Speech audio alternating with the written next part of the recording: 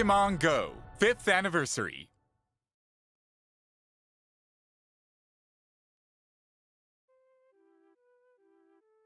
Hello to all of our wonderful Pokemon GO trainers that are viewing the broadcast. Welcome to the Pokemon GO Invitational. Of course, is the wonderful Professor Marky. Welcome to the stream, Marky. I'm so excited. Thank you for having me. This is so amazing. The Pokemon GO Invitational, where we get all of the amazing influencers from all around the regions in Asia to compete in an invitational for Pokemon GO. So exciting.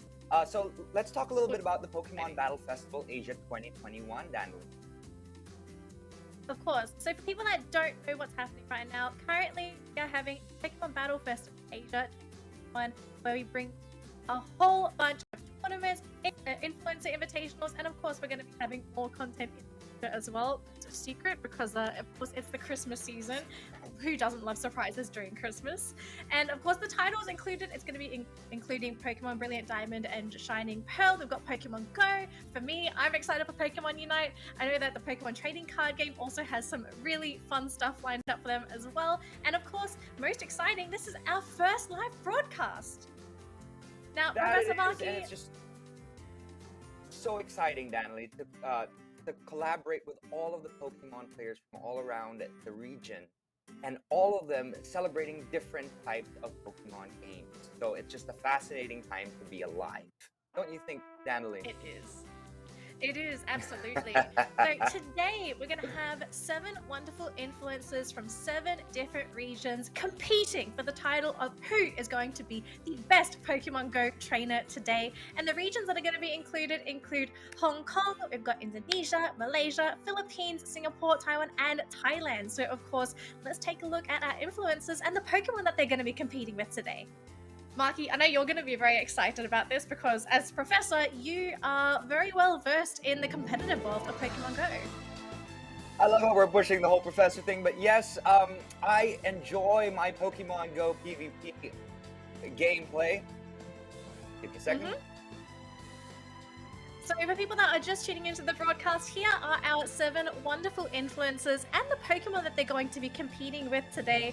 Now, we do have a couple with some wonderful shiny Pokemon, which I'm always happy to see shinies, but Professor Marky, who do you feel like is going to be running a very strong lineup today? What trainers are we going to be looking out for? Interesting lineups today.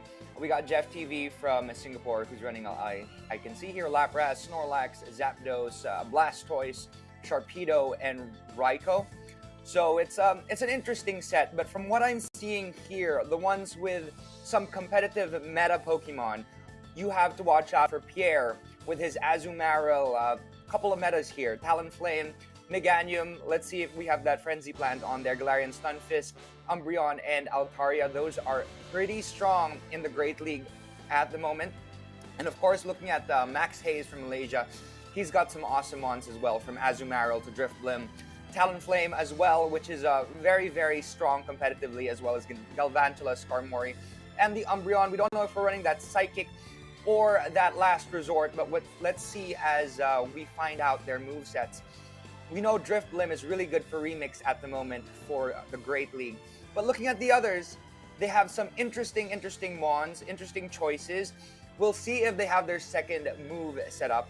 Again, this is an invitational, so a lot of these players are getting reintroduced to Pokemon Go, and we're just enjoying their time. So let's see what they have today. But let's explain the format for how they will be competing today.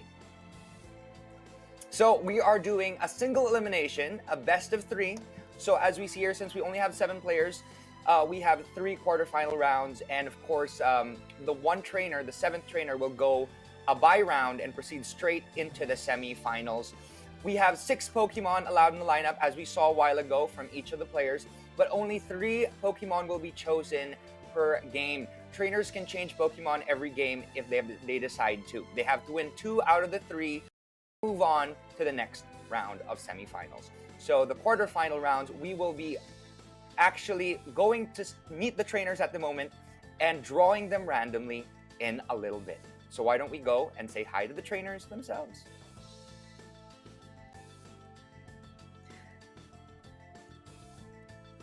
Hello, hello, hello. So I'm really looking forward to seeing some of these players because personally, I know one of them. We've been friends for quite a while. And Marky, I know one of your best friends is competing today. Yeah, we got a good friend of the Philippines. We got Moymoy, or Roadville is here as well with us today. So we're excited to reintroduce him to Pokemon Go. I remember playing a little bit with him in one of our invitationals around a couple of years ago in the Philippines. So it's quite exciting to see how he's evolved as a Pokemon Go player as well. And also this invitational is there to really introduce Pokemon Go to not just players who play, but also players who want to get back into the game. We're trying to be inclusive. This is the invitational after all. It is not the competitive rounds. This is a nice invitational round for all of the players around the region, our influencers, to really compete and enjoy the game, Pokemon Go. Well, that's the whole point, right? Like, you really want to have fun when you play these games. But before anything, of course, we do need to introduce our wonderful trainers that are going to be competing today. Let's go on over and meet them right now. Marky, I know, I believe one of your favorite friends, he's here. My friends is here, but who else is there? We've got 7 trainers today. That we do. So why don't we introduce them just one by one? Let's introduce your names. I'll call out your region, and then just say your name. Hi, this is us. First one is Singapore. Hello, I'm Jeff from Singapore. And then on the middle of the screen, we have Hong Kong. Hello, I'm KZee. I'm from Hong Kong. Hi. Hello, KZee. Hi. What's up? And from Taiwan, one of the guys with good team setup. Hi, I'm Pierre. I'm from Taiwan. Hey, Pierre. How you doing? Excited for your rounds today. And then in the very center of the screen, we have Indonesia. It's actually Alpats Gaming. Hi, welcome. Hello everyone, I'm from Indonesia. Hello, I'm Alpats Gaming. Hello. Hi. Aw, such a cutie. And of course, in the bottom left, we got from Represent the Philippines. Hi, I'm Roadville of Moymoy, Palaboy. Greetings. What's up, Roadville? Yeah, all good. Good luck, have fun. And of course, I got my boy down in the bottom of the screen, Maxhaze from Malaysia. Hey, what up, man? Yo, what's up? I'm Maxhaze from Malaysia. Yes. Competitive players here, excited to see the rounds. And finally, from Thailand, we got... Hello, it's Thailand. Hi, welcome. Welcome, it's all nice to have all of you Necross, here Melphist. today. It's great to have I know all of you today. guys. I know all you guys are going to be really excited. I know Professor Mucky's very excited to get into the action. But Yeah. looking at Maxhaze, he's very, very excited. But good luck, have fun today. I know you guys are going to have lots of fun. And right now, we don't know who's playing with who because we haven't drawn the brackets yet, right? Have we, Marky? Yes, we're actually randomly drawing them in a little bit. So why don't we do that right now? Let's draw the brackets for the quarterfinals. All right, so our first contender for the day. Now remember guys, this is going to be, all of our rounds are going to be best of 3s. We're going to be drawing the trainers' names randomly one at a time. Okay, so it's going to be nice and slow. We're going to build up that climax, all right, Marky? Yes, and then we're going to find out who will be our first 2 contenders. We're going to have that nice drum roll in between each round, so we'll see. All right, our first trainer is going to be...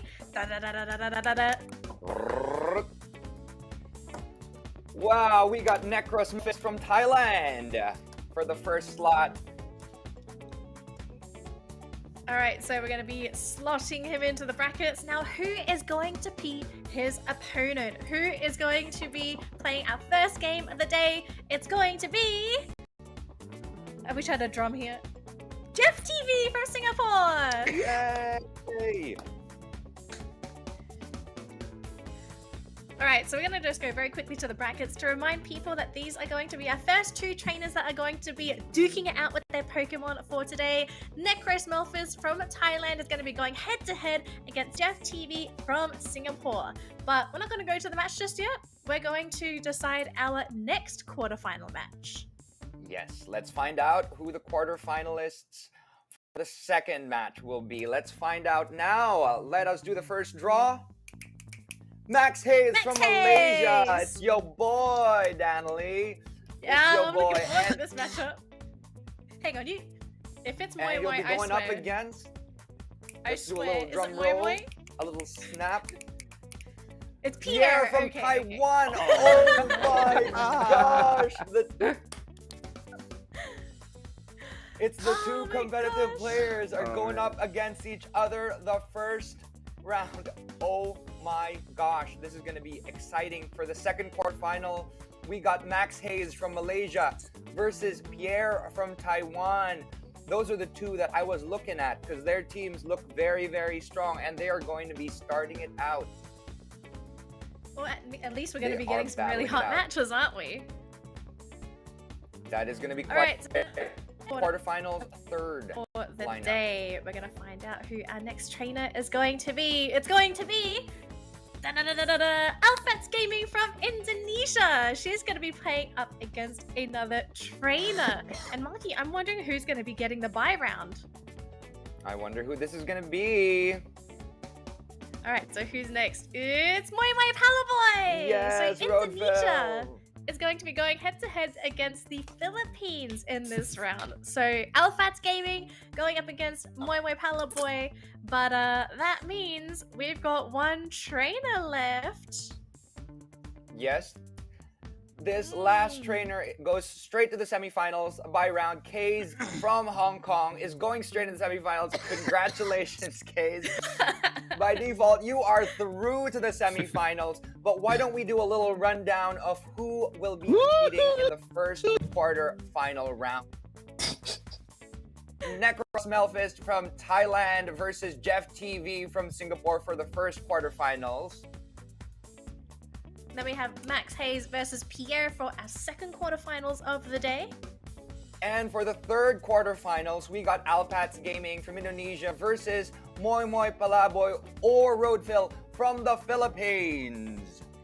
And then the winner of that match is going to be going up against KZee, who's going to be a, let's call him a spectator, right? He's going to be seeing all the action before he gets to jump in himself.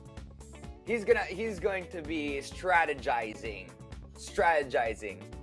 Now let's invite the 7 influencers to come say hi for a little bit. Hi guys, welcome back to the stream. You've already found your opponents. I know this is going to be very exciting. Is anyone feeling really confident in their matchup? I already told you I don't want Pierre. Bye. I didn't want. That's literally Reset who the I bracket. did not want. They want to reset the brackets because Maxhaze and Pierre are quite strong from what I saw in the teams a while ago. These two have a good set of meta Pokemon. So I'm very excited to see that match. So we are going to send all you guys to get ready, but let's keep Jeff here to have a conversation with him before we start the matchup. Let's go into that in a little bit. So bye guys, and please everyone. relax in our standby room and strategize, get your teams ready for your battles.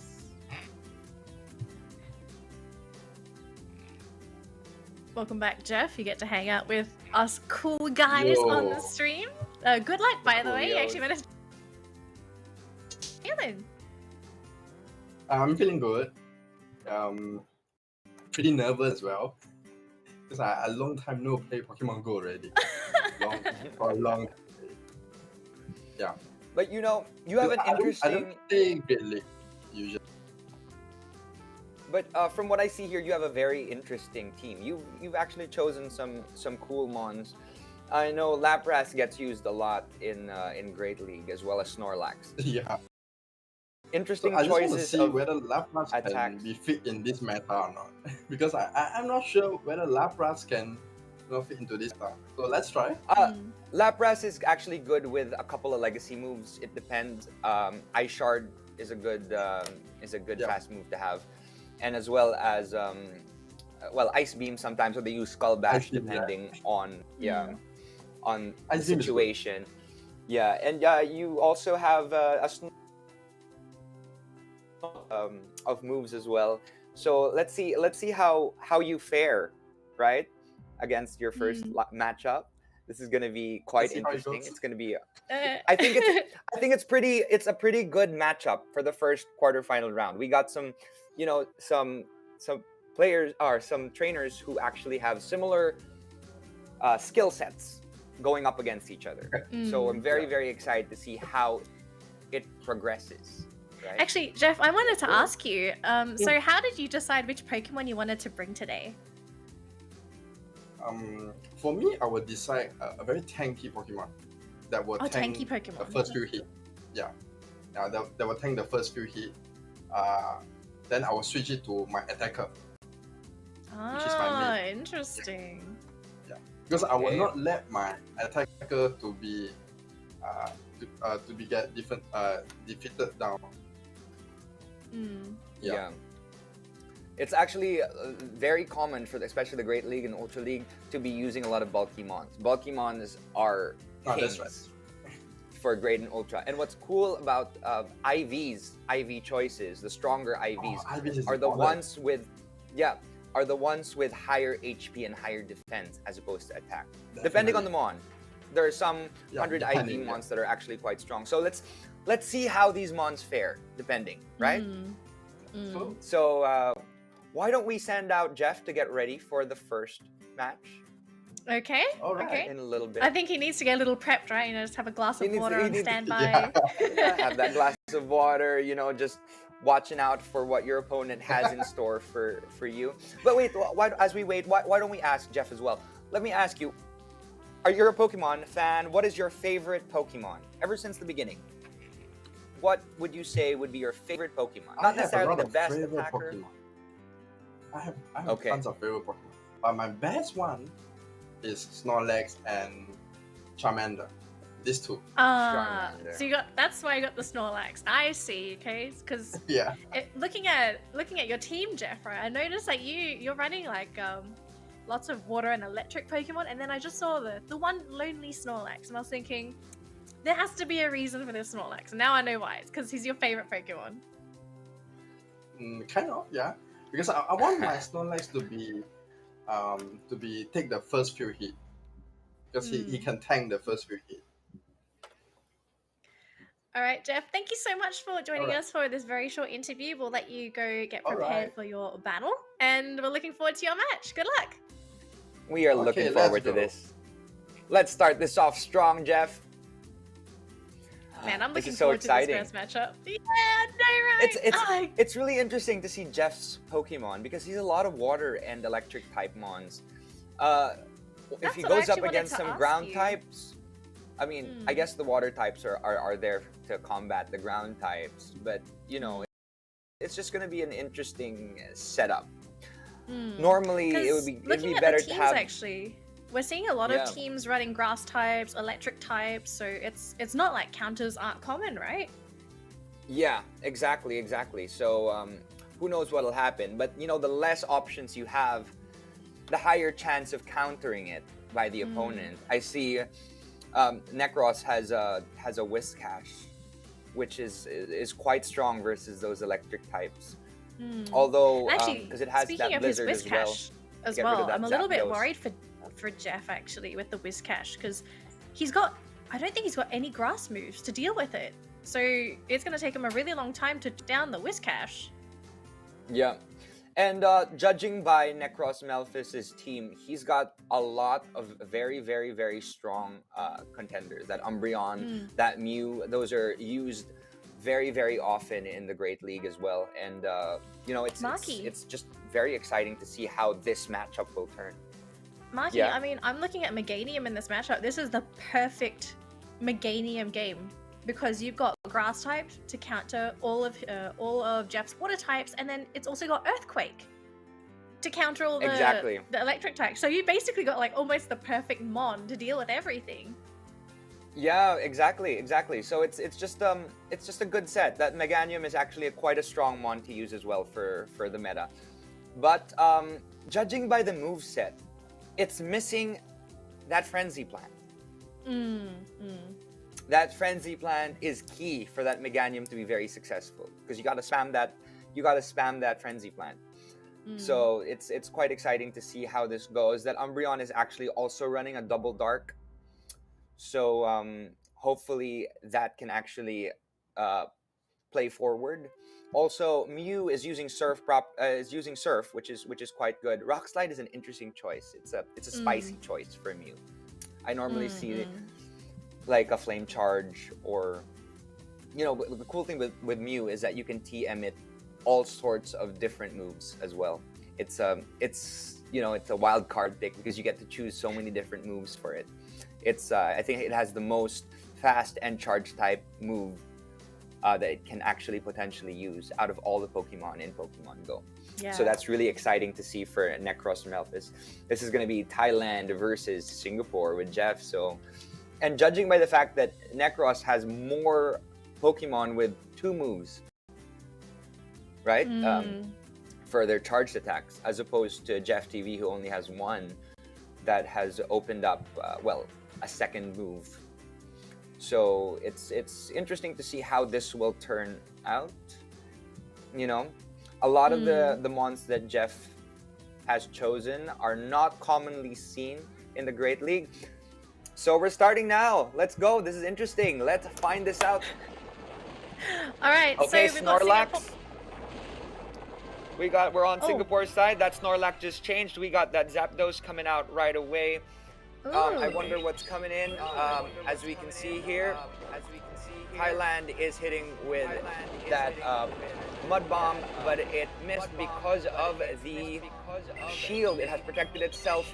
Let's see here. It is also coming with another Mud Bomb, and it hits it.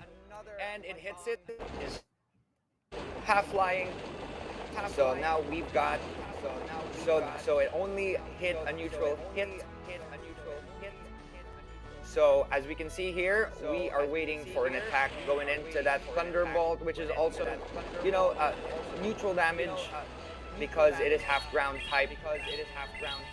Hopefully, let's see if this attack goes through. This might take it down. Yes, that Blizzard took down that Zapdos quite quick.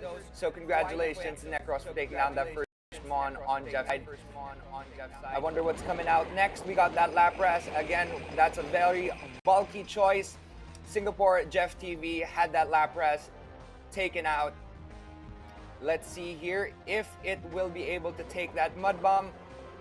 We are staying with Singapore, and that Lapras is so tanky that it was able to take that Mud Bomb quite well. Let's see if that Lapras will be farming down that Whiscash.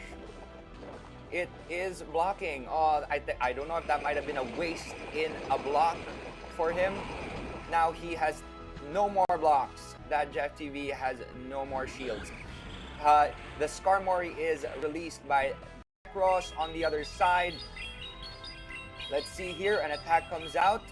Let's see what attack this is. This is Surf. A good choice, but since we know that Necross has 2 shields remaining, it is able to shield. Before getting that Lapras to attack from Jeff TV's side, Skarmory was able to get an attack through. Sky Attack, taking down that Lapras, and finally we got that Snorlax in. Interestingly enough, this Snorlax is not running Lick, because Lick is usually the attack that is commonly used for Snorlax. This is running a Zen Headbutt, if I'm not mistaken. So as we see here, that Sky Attack will be doing a bit of damage to that Snorlax. Fortunately, it was not that Brave Bird that we're really scared of normally for Skarmory. So as we see here, this is a potential Earthquake, yes, but it was blocked. It would have done a good amount of damage because ground is good against Steel, but, well, in the main series, it's not good at all against flying, so it's doing a little bit of neutral damage to it. But as we see, Sky Attack taking down that Snorlax, which is a GG. So congratulations, Necross Melphist from Thailand, who takes the first quarterfinals round. Congratulations.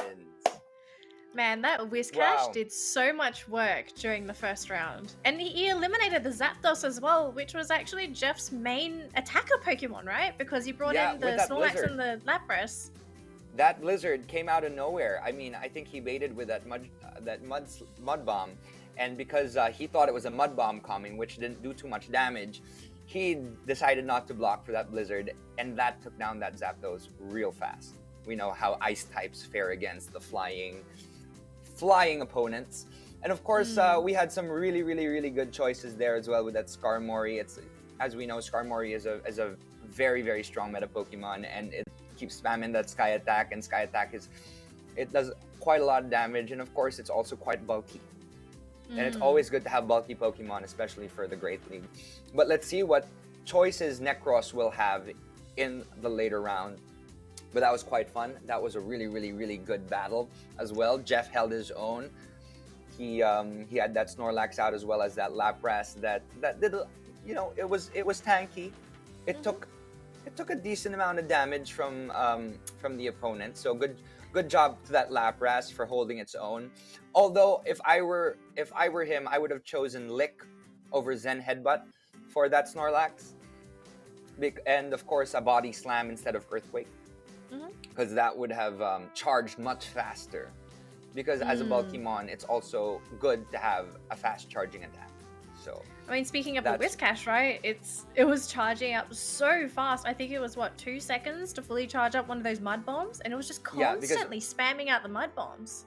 Yeah, that Mud Shot, it is a awesome move. It charges real quick. So if you have a Swampert, for example, with Mud Shot, it's something that you would actually want to have in your team because it really charges the moves real quick. That Hydro Cannon for the Swampert, if we see one later, that's a Pokemon to watch out for as well, because Mud Shot is a really strong, fast move to use, an energy gaining move as well. And it'll be interesting to see how Necross Melphist as well utilizes his Mew in the coming game. All right, game this is two. the second game. Let's see what's happening here. We got a Lapras versus that Registeel on the other side. Okay, there's a switch because we know that Registeel, if he has that Focus Blast, could do major damage to that Lapras. Now we've got that Blastoise and that Meganium out. As we know, that Grass type is very effective versus that Blastoise. But it's farmed it down completely. Meganium takes the win from Necross Melphist's side. Again, Jeff TV is down. And as we said a while ago, multiple water types versus that grass type. Wow, that Meganium is just taking them all down one by one. We got three water types in a row, and it's not looking good for Jeff TV's side because with that Meganium, it'll be able to really do some damage. That Bell Blizzard, it is a strong move, but it would have been better if it had chosen the Frenzy plan with an elite charge TM. Lapras tried to hit it a little bit, but it did not, although that Frost Breath was able to farm down that Meganium, taking it down finally. Oh, as we were talking about a while ago, that Mew has come out, and it has some interesting move choices. But as we know, that Lapras was able to charge quite quickly for that Surf. Let's see if it's able to hit. No, that Mew has blocked it. So we have no more shields in play after this Lapras put up its final shield with a Rock Slide, doing no damage at all, but it is a GG for that Lapras. Congratulations again, Jeff TV. Congratulations, it is victorious for Necross Melphist from Thailand. He actually has quite a good team, so he will be moving on to the first semi-finals round. This is quite exciting for Thailand. So I'm very, very excited to see what he has in store for the semi-finals. He has some scary Pokemon, Marky. I mean, I was looking at his lineup to begin with, and I was sort of blown away by a couple of the other trainers' lineups. But I think Necross Melphist, he's actually going to be a real dark horse in this competition. Yep, he's a contender. He has quite good Pokemon choices and good Pokemon picks. We have yet to see that Umbreon come out. And we know that Umbreon is very, very bulky for Great League. And let's see what he's got in store for these opponents. That interesting foul play Dark Pulse choice is going to be interesting to see as well. So why don't we call in Jeff now so we can talk to him and have a little conversation about why he chose 3 water types for his second matchup, seeing that a Meganium was available to be released by Necross Melphist. Hey Jeff, hi, welcome Jeff. back to the panel. How are you? How are you It feeling? was a disaster. Oh, no. Obliteration. It was a combat. Yeah. You know that Razor Leaf, Meganium's Razor Leaf really took down all of your water types. It's good to have a diversified team, right? You've chosen to understand. put a lot of electric and water types. Is there a reason you chose to put Actually, there's no just reason electric because water I types? don't have a grass type Pokemon in my lineup. I don't have it yet in my team. So No. the closest one is water type. So I have to pick the water type. No choice. No choice. But you know what? Some interesting choices that you can actually play if you want to continue playing Pokemon Go.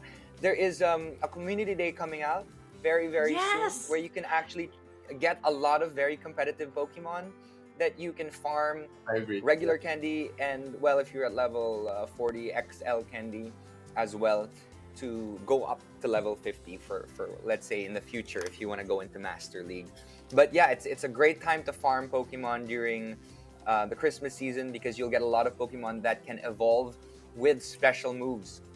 Like for example, And if that community- Meganium, if that Meganium from Necross Melphist was evolved during those special days, the 18th to 19th, then it would evolve with a Frenzy Plant, which is a really good spam move from Meganium, making it very, very meta. So just some interesting small things to look at. Like for example, with your Lapras, if you want to use it, to a better degree, maybe change that Frost Breath to Ice Shard if you have an elite fast TM for the future. I don't know. I'm just putting some things out there just in case Some you have tips. another invitational Sounds to great. come out. Just a couple of tips for you.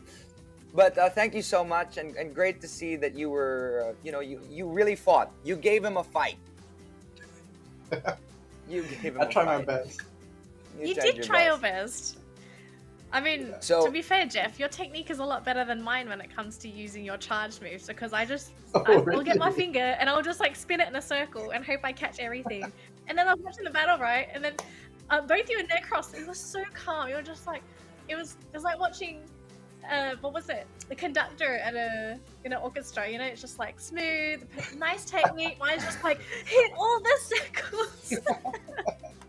You gotta get each and well. I mean, if you get that excellent, you get more damage, right? So Yeah. you need to remain Yeah. calm. You need That's to have true, that That's why I'm not composure. competing today. Breathe in, breathe out, breathe in, and of course compete in the the Go Battle League to try to see if you can get a lot of the elite, so the regular charge TMs and the fast TMs to change some of your move sets. So for example, a Body Slam Snorlax would be optimal, Correct. as well as Optimal. Lick. Changing that Zen Headbutt to Lick would have made things so much smoother for that bulky Snorlax that you have available Absolutely. to your perusal.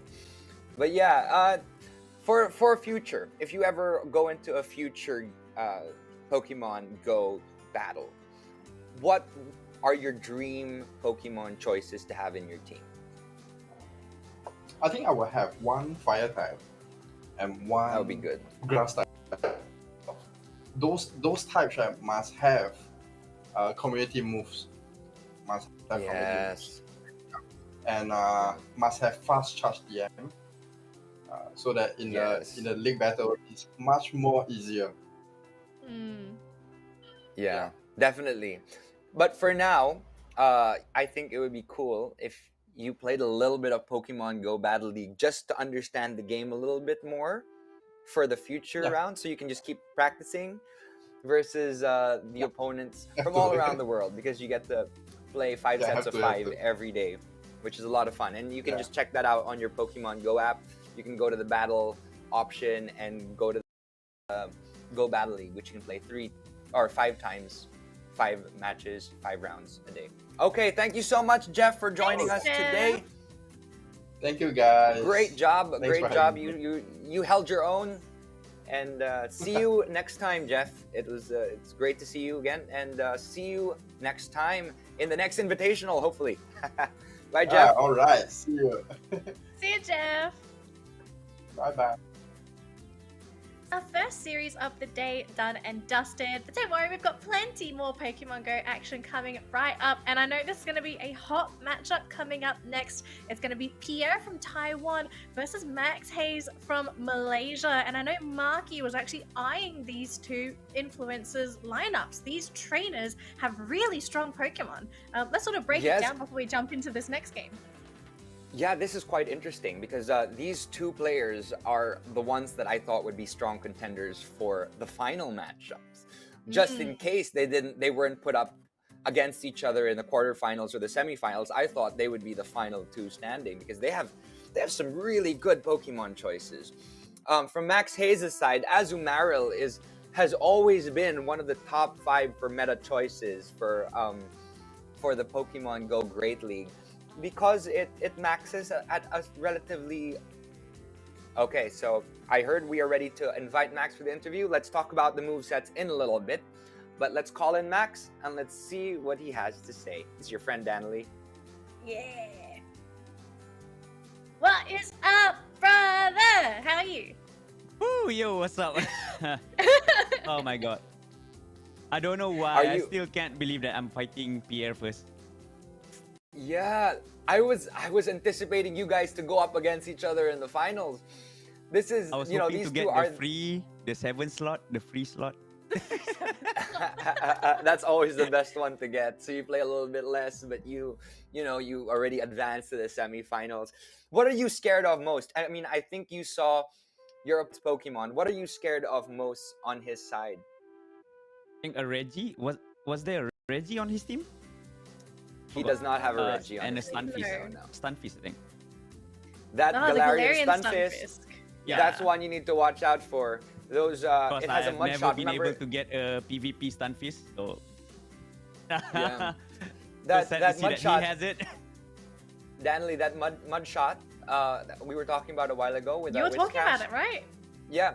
Galarian Stunfisk also has that mud shot, and usually it is paired with a rock slide and an earthquake, which are really, really strong choices because, as you saw, the energy buildup for mud shot is so fast that Galarian Stunfisk, which is also half steel, is able to let these attacks out real quick. So it's one of the top choices as well as Azumarill. And let me ask you, Max, why did you choose these Pokemon as your choices? It's a very diverse team, but I mean, some of them are personal your mindset. favorites. Some Okay. are personal favorites, and some, as you can see, even Pierre has them. So some of them are meta Pokemon. I'll agree to that. All of them are meta Pokemon, to be honest. I mean, I think like Azumarill is very meta. Super I'm meta. just hoping that he Super is meta. not using an XL Azumarill because my Azumarill is not an XL. Oh no, that XL Azumarill really pushes it over the top. Because Yeah. XL, Danley, just to give you insight, XL makes the Pokemon go up to level 50. And okay, so just a little background. When it has a lower attack stat and it's 15-15 on defense and HP, or a high HP and defense, that means it can go up to a higher level. Yeah, So because attack gives a higher CP, so having lower it gives attack. higher CP. So when you have a lower attack, then you can max it with XL Candy to reach a higher potential, meaning it will be a higher level than an Azumarill that isn't completely maxed, right? I guess we're gonna Max, find out if there's. We're gonna find out if his Azumarill is stronger than your Azumarill in a little bit. And it's also interesting to see that Galvantula would be a very, very strong contender versus that Azumarill. It's quite a technically spammer. my favorite bug type. Don't care if It is. whatever type Pokemon. Yes, that with that lunge and discharge, that lunge to lower the attack, which is also very, very helpful. And then you know what they used to do to me when I used to compete against them with that Azumarill, they would fake me, and instead of doing the discharge and I do a shield, we'll go for they'll lunge. do lunge to lower my Because attack lunge instead. has a faster charge, so you can. Well, it's a fill similar, up charge. faster. So I mean, it's discharge takes longer a bit. yeah, and it's just interesting to see that. Also for Skarmory, that is an interesting choice, seeing as that you have Flash Cannon as opposed to Brave Bird. I know Flash Cannon has been used a lot now for Skarmory. Oh, what was the thought process behind that? I mean, because I already have Sky Attack, is it? Wait, Yeah, Sky Attack. Five? Yeah. I forgot. Yeah, I already have you got Sky Sky Attack Attack. for the stab or flying, so putting still Flash Cannon for coverage slightly. All right, Max. Thank you very much for that brief team analysis. I'm very excited to see what you have in store. This is actually going to be probably my favorite game Make for me today. proud. So I'm so excited to see I'm getting how ready this to go to will bed. All right, cool. how How this for me, game all right. will go. Bye. But thank you, Max, and please get ready and enjoy it because it's going to be a fun one. I'm very excited to see this. I'm going to be very excited to cast this. So thank you, Max. Go get ready. All right, see you in a little bit. next. Cool. Okay. Did he say he was gonna go back to bed? He said he's going to go back to bed because he knows that Okay. Pierre is quite strong. Pierre is very, very, Okay, very no. strong. So, It's also probably just a case of you want to get comfortable when you battle, right? I mean, you don't want to battle and have to worry about oh, my back is sore, oh, my leg is cramping. You want to play at your best. in a And comfortable fair, place. yeah, with nice yeah, like pillow. your bed is gonna be the best place to be in the world. So Exactly. It's just a place to really just enjoy yourself and relax as you wait for your opponent to obliterate you. No, I'm just kidding. Because I know that Max also has a very, very strong team. That's why I'm very excited for this round. Because I mean, we talked a little bit about his team, but on Pierre's side, that Azumarill, the Talonflame, Umbreon, and I'll see here. Yeah, those are the same Pokemon that Max also has. So they have a couple of Mons that are the same on the other side, which are also all meta relevant Pokemon. yeah, Again, this is very exciting to see.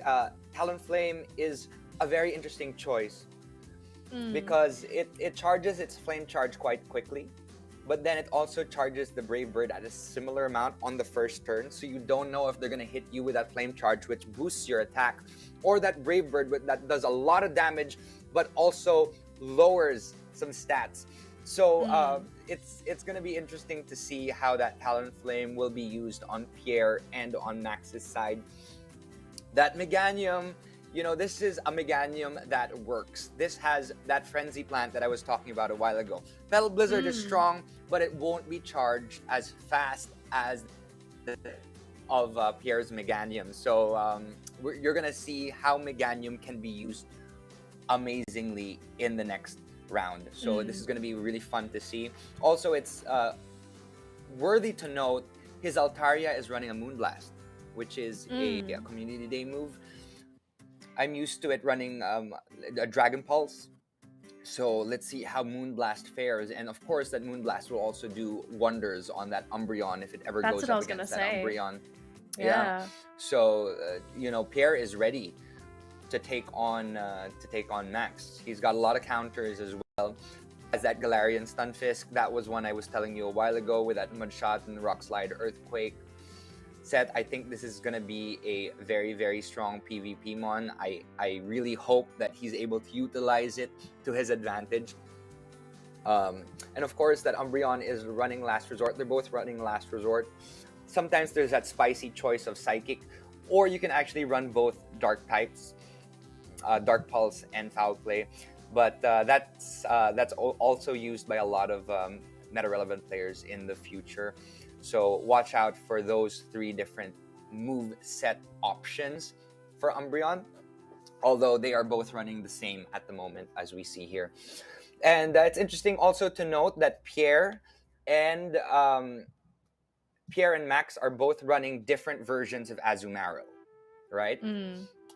Max is running a Play Rough Hydro Pump Azumarill, while Pierre is running an Ice Beam Play Rough. Ice Beam and Play Rough are faster to charge and they're interchangeable. I actually usually run that set, but the Hydro Pump is also a good option. For example, if it's going up against that Talonflame or it's going up against that Galarian Stunfisk, it can actually do a lot of damage. If he is expecting an Ice Beam and gets a Hydro Pump, it's a GG for whatever Pokemon it's going up against. So that's interesting to note. So looking into some of these Pokemon, who do you feel are going to be some really strong opening Pokemon for this first round? Because let's be realistic, right? You're not going to know what your opponent wants to run as their first 3 Pokemon. But looking at the lineups, like who do you feel would be just such a safe option to open with, so that you're sort of covering all your bases? For me, it looks quite interesting. They all have a lot of their bases covered, to be honest. But a safe choice, because of the bulky nature of this Pokemon, a safe choice to run would be Azumarill to open. But let's see. Let's go in. Let's go in. Wow, Talonflame versus Talonflame. Wow, it's a good startup match here from Maxhaze from Malaysia versus Pierre from Taiwan. All right, let's see if Pierre is about to attack. It was able to beat that tie. That Brave Bird came out and it was blocked by Maxhaze. We got Azumarill versus Azumarill. As I said a while ago, it is a good choice. But let's see here who hits first. We know that Pierre from Taiwan did that Play Rough, and you know, an Azumarill with a Play Rough versus an Azumarill with any other option is going to be tough to beat, because Play Rough is the only one that's really super effective against the Azumarill on the other side. So we've got 2 Azumarills utilizing that Play Rough option. Quite smart on both sides. So we started off with 2 Talonflames. Now we're going up 2 Azumarills that both run Play Rough. Let's see here who will hit first and who will be able to take down their opponent first. All right, so it's at the moment it is quite a tie for both sides, although Pierre from Taiwan is a little bit behind because they have one shield out of commission. All right, that Azumarill did that Ice Beam, did a decent amount of damage, but it did not take it down. Let's see here what will happen next. That Play Rough takes down the Azumarill on the other side. This is an interesting round at the moment. We've got that Talonflame out, and it took down the Azumarill. So there you go. Pierre's Azumarill has gone down with that Talonflame out. Oh, the Drift Blim comes out on Maxhaze's side. That's an interesting option to have. Will this be a Flame Charge or will this be a Brave Bird? We will find out in a little bit. Let's see here. That Brave Bird comes out, but that shield was released by Maxhaze. And of course, that Dark typing is very, very effective against that Drift Blim. Yes, that Icy Wind has lowered the attack of Umbreon. Icy Wind is quite a good choice to really take down the attack stats. I also run Dugong that does a lot of that. So we see here it is slowly but surely chipping down at the Umbreon, but we know that that Dark typing is going to do too much damage on that Umbreon, and we know that Umbreon also is very, very, very bulky. So it'll be able to take that Shadow Ball, it'll be able to take that Icy Wind from that Drift Blim. Foul Play takes down that Drift Blim, and finally we have got that Talonflame on Maxhaze's side. And you know what? Pierre has 2 shields remaining. This looks like it's gonna be, for Taiwan, a game that's gonna do really, really wonders for this first round. Because he has enough blocks. Yes, yes, yes. So he is saving it up for that final. Let's see here. Is this Brave Bird gonna be hitting? Is this Brave Bird gonna hit that Max's Pokemon on the other side and taking it down? Yes, that Brave Bird hit that Talonflame on Max's side. And it's a GG. Congratulations, Pierre, on the first. Good job, good job, good job. That was some that great play. was excellent gameplay. They actually chose similar Pokemon to start off with that Talonflame versus Talonflame. Again, that would have been my second option to choose, to have Talonflame versus, you know, whatever it is the opponent was going to have, and they both chose their Talonflames. And after that, the Azumarill came out. I saw them chuckle actually when they did like the Azumarill. exact same spot, right? I saw Pierre chuckle, who was like, "Oh," it's because like. And it's interesting to note that they both had Play Rough. They were both running Play Rough, and that Play Rough is basically the only move that can do good damage to that Azumarill. Because when you're running a Hydro Pump and Ice Beam, if you're running that Hydro Pump or Ice Beam, it's not going to do the damage that is required to take down your opponent that actually has a Play Rough. So there you have it. Also, that Umbreon really, really, you know, it was up against that Drifblim as the final slot Pokemon, and we know that Dark type is very, very good against Ghost typing. Drifblim has been used for the Remix Cup very, very often these days, but versus that Umbreon, it's not going to do too much. Okay, we're going into the second game. Jump into game 2. Game 2 here. We got Taiwan up with that Galarian Stunfisk. We're going to spam that Rock Slide. It only did enough to charge through that Rock Slide, so I'm anticipating a Rock Slide, and it's coming, and it did wonders. It hit quite strong. And here you go with that Galvantula. That lunge will chip down at its attack slowly but surely. Here we go. A good Pokemon to let out for Azumarill from Maxhaze's side. And now we have this tie again between two Azumarills that both run Play Rough. So it's really up to that tie, that CMP tie, to see who takes down the other Pokemon first. Alright, as we see here, Taiwan is able to run their next Play Rough from Pierre.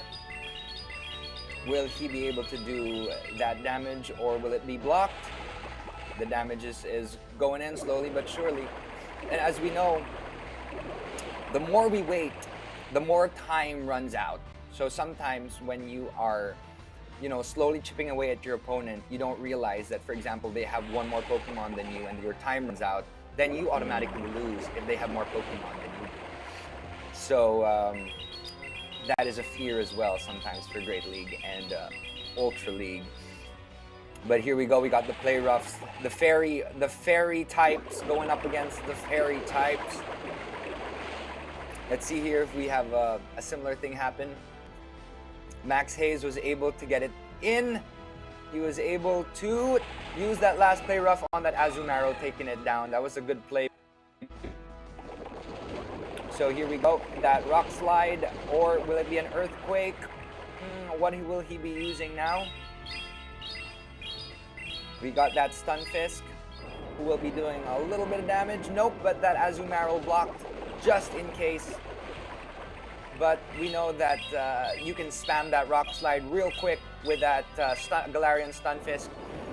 So it was able to do enough to remove all blocks from the other side, all shields. And now that Stunfisk is able to shield that Hydro Pump, let's see if that Stunfisk will be able to take down that Azumarill, and it did, it farmed it down, and now it has enough to do a lot of damage to that Skarmory. We know that rock typing is neutral damage on that Skarmory because it also has steel, but it's also, you know, I think this is going to be a GG for that. Wow! The Talonflame comes out, and he has enough to shield.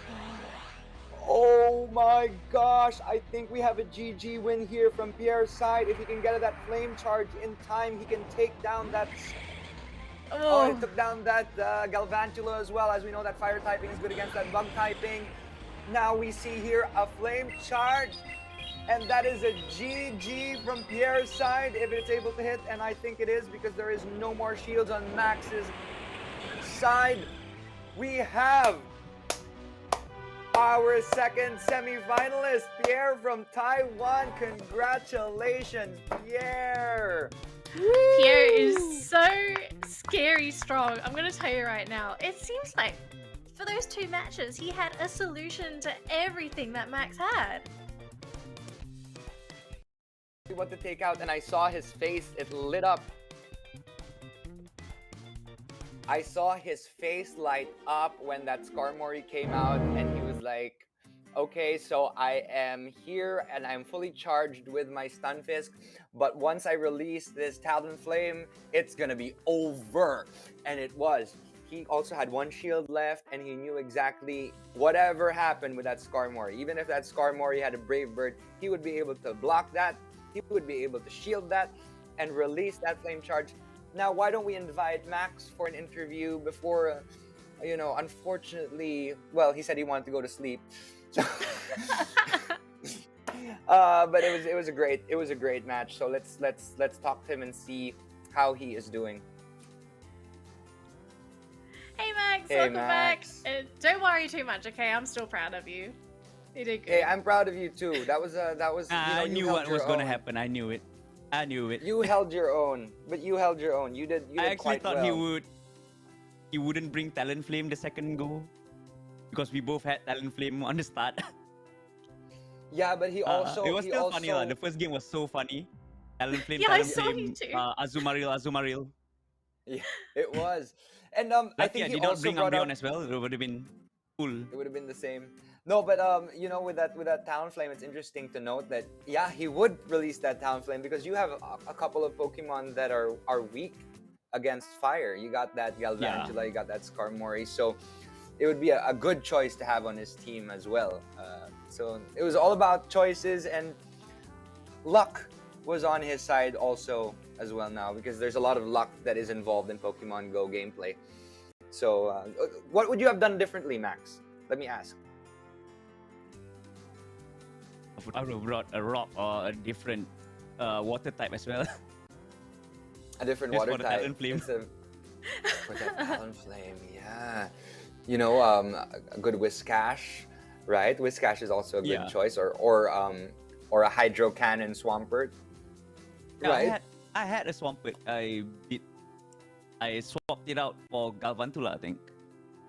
I mean, during just have a more diversified team, right? And it's interesting to note that both of you had very, very interesting choices. You had a very diverse team. But then when I saw you release that Drifblim, and then he released that Umbreon, I was like, oh no, this is over. A very good counter. I mean, like, we had almost similar. It's just that our last Pokemon, he has the counter. Yeah, but it's also great to note that both of you are running Play Rough, just in case you were up against another Azumarill in this situation, right? So it was great to see that you were able to counter each other. And you know, you have 2 Pokemon running the similar moves, and you were gonna find out based on the ties who will attack first and who will be the stronger Azumarill. So from what I saw, I don't know if he had an XL Azumarill, because you were chipping at each other. It was the same. I think it was. Yeah, because you were chipping at each other at a pretty equal pace. So it was a similar set of moves. Also, it's interesting to see your Galvantula. That actually did quite a little bit of damage, and those lunges really chipped down at the attack stats as well. I mean, like, the Galvantula came out because I thought either Talonflame or Azumarill was gonna lead for him. So starting out with Galvantula might have been good, but I mean, like, cause of the Volt Switch damage from lightning. Yeah, the Volt Switch would have done a lot, and you know, and pairing that up with that lunge and the discharge really would have caused a lot of damage. So so are you gonna, for Community Day this year, let me just ask you about that. If you play a little bit, what are you gonna be farming for? I'm not sure what is available on Community Day. I mean, is it open for all? Yeah, there's actually a lot of Pokemon that you can actually evolve during Com Day this year. But Shinx just came out recently. I know Danley played I need to Shinx check Com Day. back my roster. Yeah. Hey, you wanna come? yeah. I haven't You looked wanna come with me for looked at my Community roster Day? for a long time. Max, What? do you wanna come Yeah, with me Max, for you should Community go Day? with Danley. So for Tash and I Community going Day. out together. Do you wanna come? When? I mean, I don't mind. Next weekend. Next weekend. I mean, you can just PM me on Facebook. Yeah. Sounds good. Okay, we'll find out after Sounds this, fun. Max. Right, cool. But thank you so much, Max. Thank you very much for joining us, and great to see that you really held your own and you did an excellent job versus Pierre. So hopefully we'll see you next time. Unfortunately, you were up you'll be against him in the seeing Pierre- quarterfinals. You'll be seeing Pierre at the grand final because he dropped me out. So yeah. Grand finals. Grand Alright. finals. You'll be seeing him there.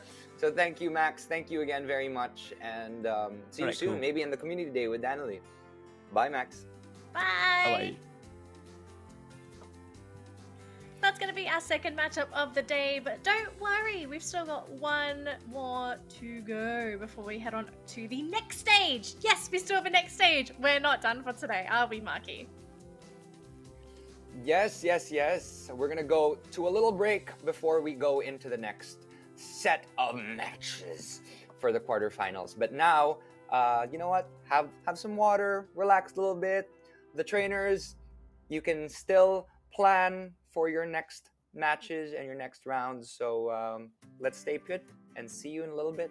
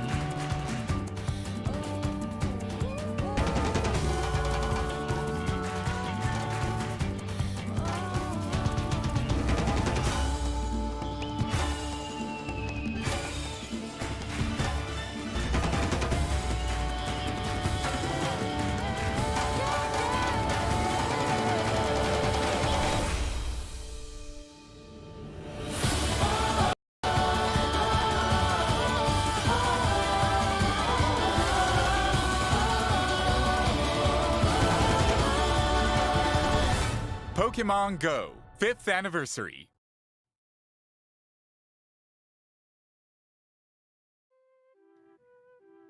Welcome back, everybody, to the Pokemon GO Invitational for all of the new trainers that are joining us today. My name is Trainer Danily, and of course, joining me is the wonderful Professor Marky. Hello, hello, hello. I'm here today. This is Marky here talking about a little bit of the Pokemon Battle Festival Asia 2021. We are also the hosts for the highlight show, so please watch out for that on the YouTube English channel of Pokemon. For more information on Pokemon Go, Pokemon Unite, Pokemon TCG, but today we are focusing on the Pokemon Go Invitationals, where we have our influencers or our trainers today competing to see who is the very best and which region will come out on top. And of course, other titles such as Pokemon Brilliant Diamond, Pokemon Shining Pearl, Pokemon Go, Pokemon Unite, and Pokemon Trading Card Game will be discussed as well in the highlight show, so please stay tuned for that as well.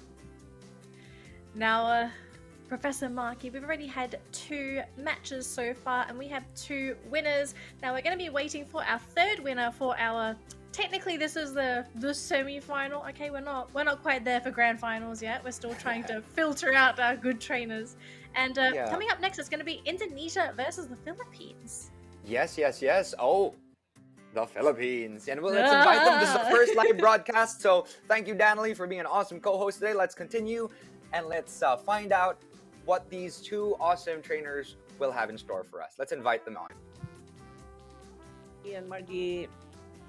Hello, hello, hello. What's up? Hi.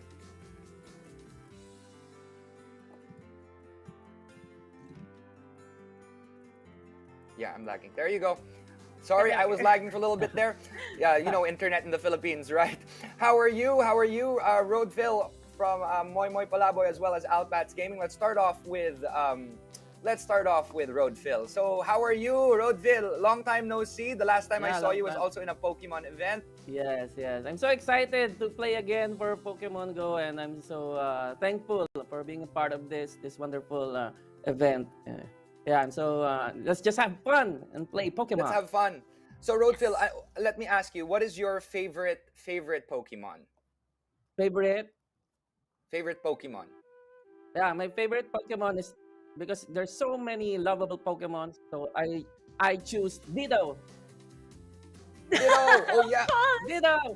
That's a good choice. Yeah. It can be anything. It can be anything you want. Yeah. Pokemon that can be anything you want it to be, right? Yeah, so cute too. Okay. So give me a little second, Roadville. Let's talk to Alpats Gaming a little bit from Indonesia. We have a translator on her side, so maybe we can talk to her as well. When did you play Pokemon Go? When did you start playing? Saya main Pokemon Go dari tahun 2016. I've been playing Pokemon Go since 2016. Oh, so the same as me. Yeah. Yes. Well, we all started Pokemon when we were 2016, where everyone was playing. You remember that time when everyone was running around the streets when there's a Snorlax? Like, it's a Snorlax! And everyone was just running, and then they all wanted to catch it. And then you'll see this pile of people in one area trying to catch that one Snorlax or that one Dragonite. Oh, I miss those days. Those were some fine Pokemon Go days. Yeah. What is the rarest Pokemon that you have caught, Alpats Gaming? The most rare?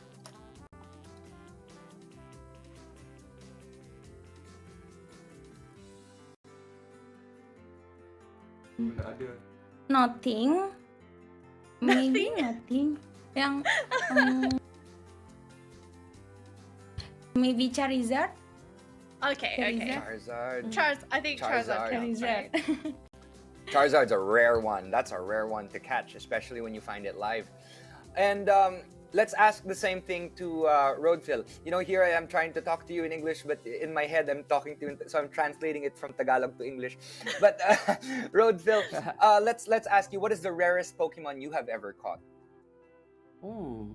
I think for me, Gyarados is rare. Gyarados is very rare. Gyarados. Yeah, yeah. And it's actually possible to find Gyarados in its shiny form in the wild now. Oh. So I remember, Yeah. there was one time I clicked on a Gyarados and it was shiny, and I was like, wow, this is so cool. You're lucky. And, I'm still Did you get- trying did to you evolve got it? my shiny magic cup. It's taking forever. It'll be a while. Just keep walking it and keep getting those candies. Walking Yeah. my fish. It's okay. I actually got Danley into Pokemon Go, and she's more addicted than me now. She's playing more often. She's like, why are you never online? And I'm like, you are playing a lot, which is awesome, and I'm so happy that I got you into it. But let's go to Alpats Gaming. Let me ask you about your team and why you chose these Pokemon for your team. Why did you choose Wigglytuff?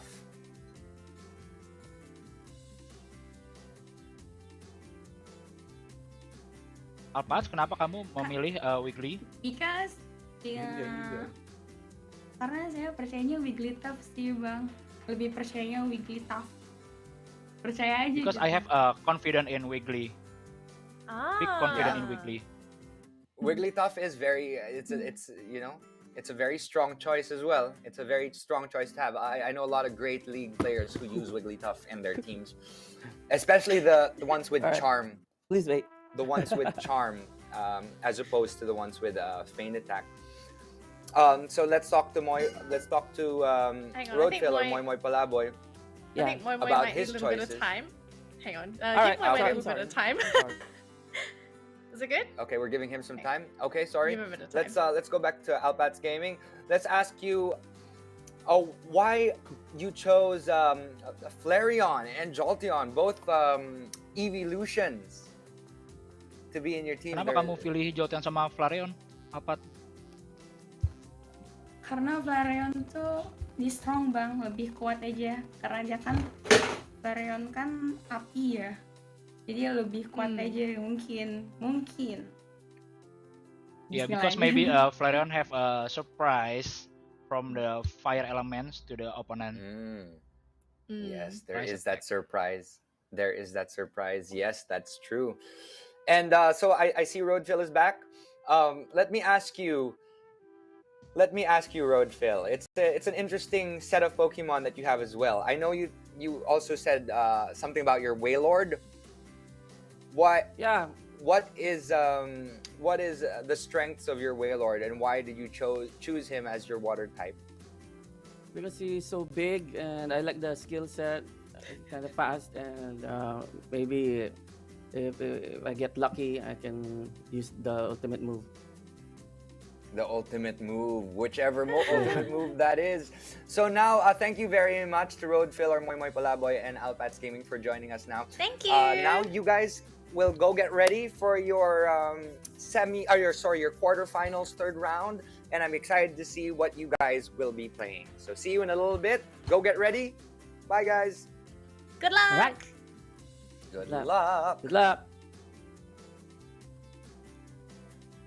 So we've got some pretty there you interesting go. Pokemon choices, don't we? Yes, we have some interesting ones. I know Ferrothorn is a meta Pokemon. Zangoose is sometimes used for spicy picks. I've seen a couple of Honchkrows as well, but I have not actually seen too many Wailords, Weezings, or Magmortars on the side of Roadfill. But let's see what he has in store, because I know that Ferrothorn, Grass Steel type, will be suffering versus that Flareon on Alpats Gaming side, which has some really strong Ember, Flamethrower. Flamethrower is a quicker charging attack than a lot of the other attacks of Flareon. So it's going to be interesting to see what Alpats Gaming has in store on that side. And looking at the Indonesia side, Alpats Gaming, we have that Tentacruel. Tentacruel is also fairly used a lot with Cherim.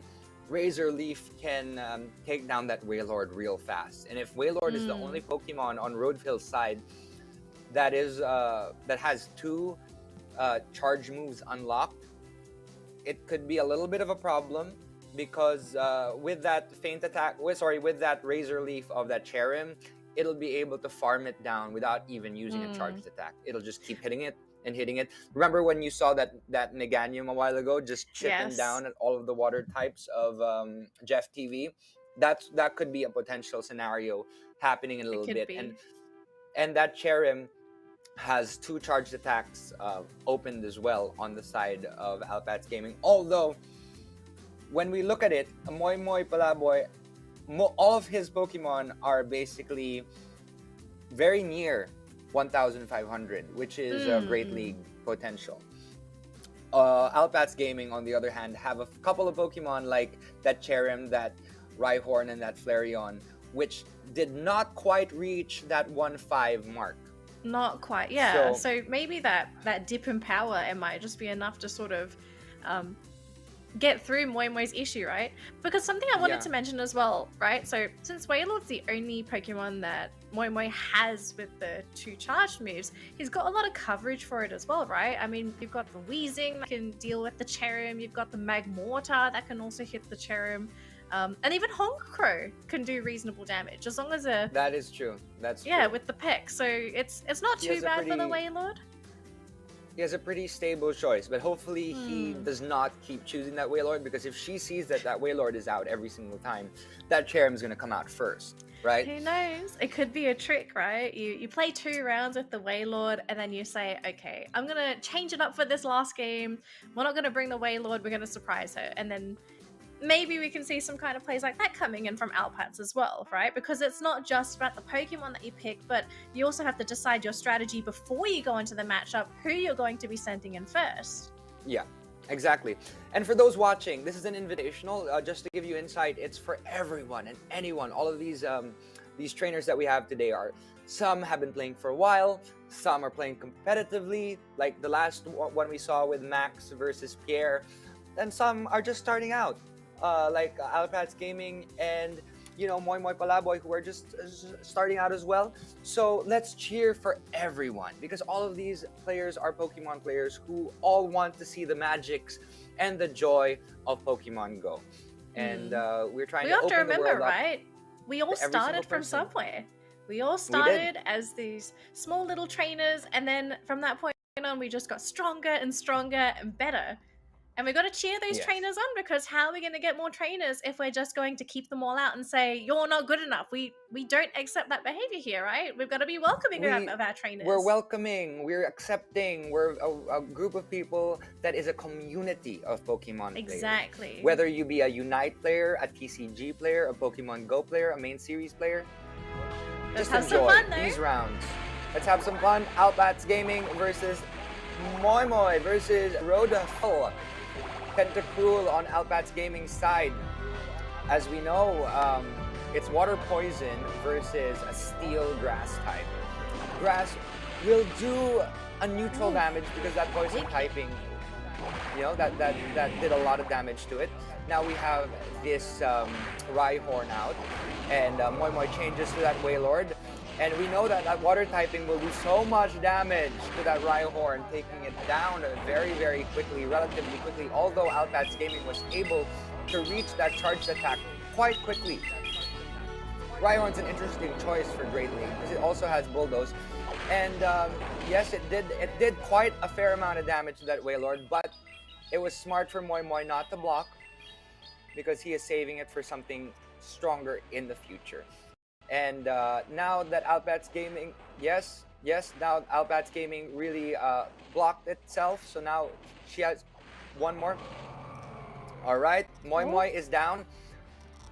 Let's see what he takes out next. And yes, that Pharaoh Thorn took down that Rhyhorn fairly well. There is only one shield left on the side of Alpats Gaming. That Cherrim is out. As we were talking about a while ago, that Cherrim is a strong contender. It is a strong contender, but up against this Ferrothorn, it does a decent amount of damage, unless it has that Weather Ball. But I don't know if Weather Ball was chosen by Alpats Gaming. We'll see, and we'll only find out in a little bit. Here you go. We got Rodafel doing a charged attack, that Power Whip, hitting that Cherrim, doing a considerable amount of damage to that Cherrim, almost taking it down. Finally taking down that Cherrim, and Alpats Gaming only has one more Pokemon left, and that's that Tentacruel. And we know that that grass typing will be doing a decent amount of damage on that Tentacruel, as we saw it a while ago, almost taking it down. But it had that block, that last block.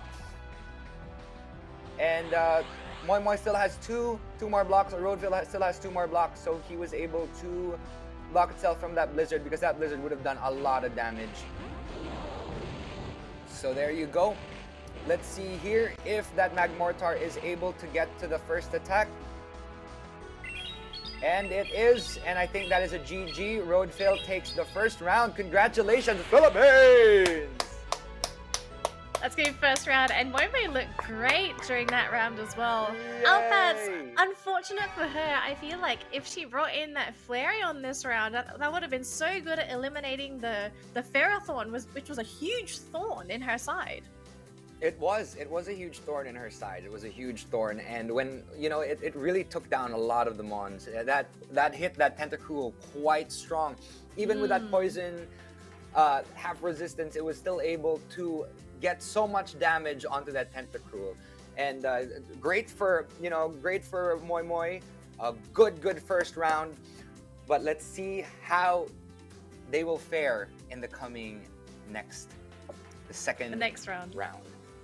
I have to say though, the Rhyhorn did quite a lot of work for Alpats, right? The Rhyhorn was able to survive a lot of the attacks. It actually dished out quite a bit with the Bulldoze as well. So I don't think I'd be surprised if she brought it again. Yeah, no, I'm excited to see her bring out that Rhyhorn again, because it's a pretty spicy choice. Normally we go for I've actually seen a lot of Rhyperiors in Master League.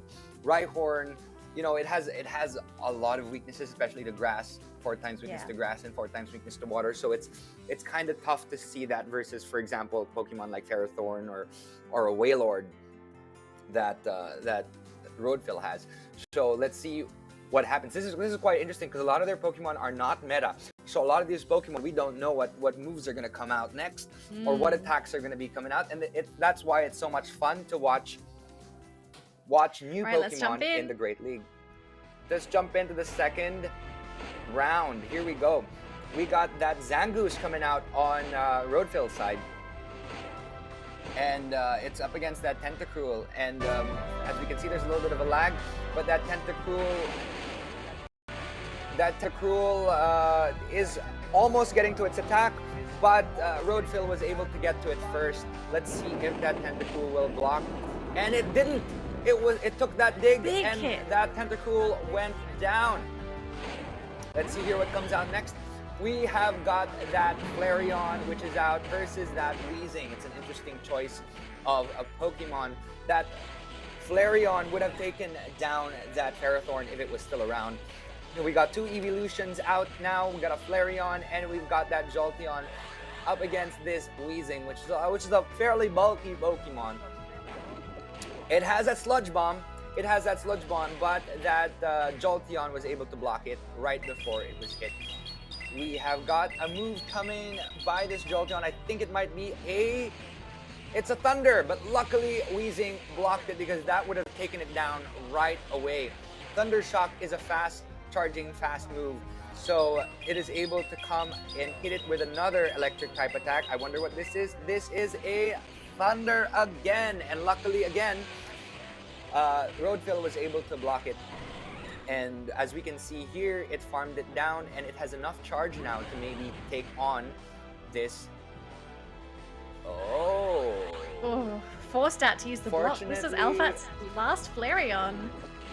It's the last Flareon, and that Sludge Bomb was able to go off and get that last Protect Shield out.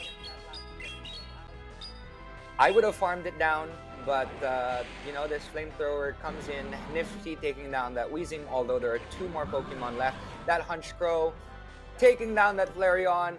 GG, congratulations, Philippines! I'm proud of you. Oh my gosh, I'm so proud of you. We have Roadville. Congratulations, Moymoy Palaboy! Awesome photo. You have won the quarterfinals round. That's the winner's face I ever saw, one Marky. Let me teach you a little bit of Tagalog. Say galing, galing. That's good job. Good job in Tagalog. can say that to him later. I know you're going to be so proud of him. So I do Yeah, believe we're I'm going so to be proud able of to him. just grab a quick interview with our trainers before we move on to the next round, right? Because we've just finished our quarterfinals, so now we're going to go into the semi-finals after this, right, Marky? Yes, we will. We will into the semifinals because we had a bye round for KZee from Hong Kong, who will be going directly into the semifinals round. But before we get to that, we obviously have the first set of semifinal rounds in a little bit. But why don't we talk a little bit about the battle we saw a while ago? That was quite an exciting one. It was.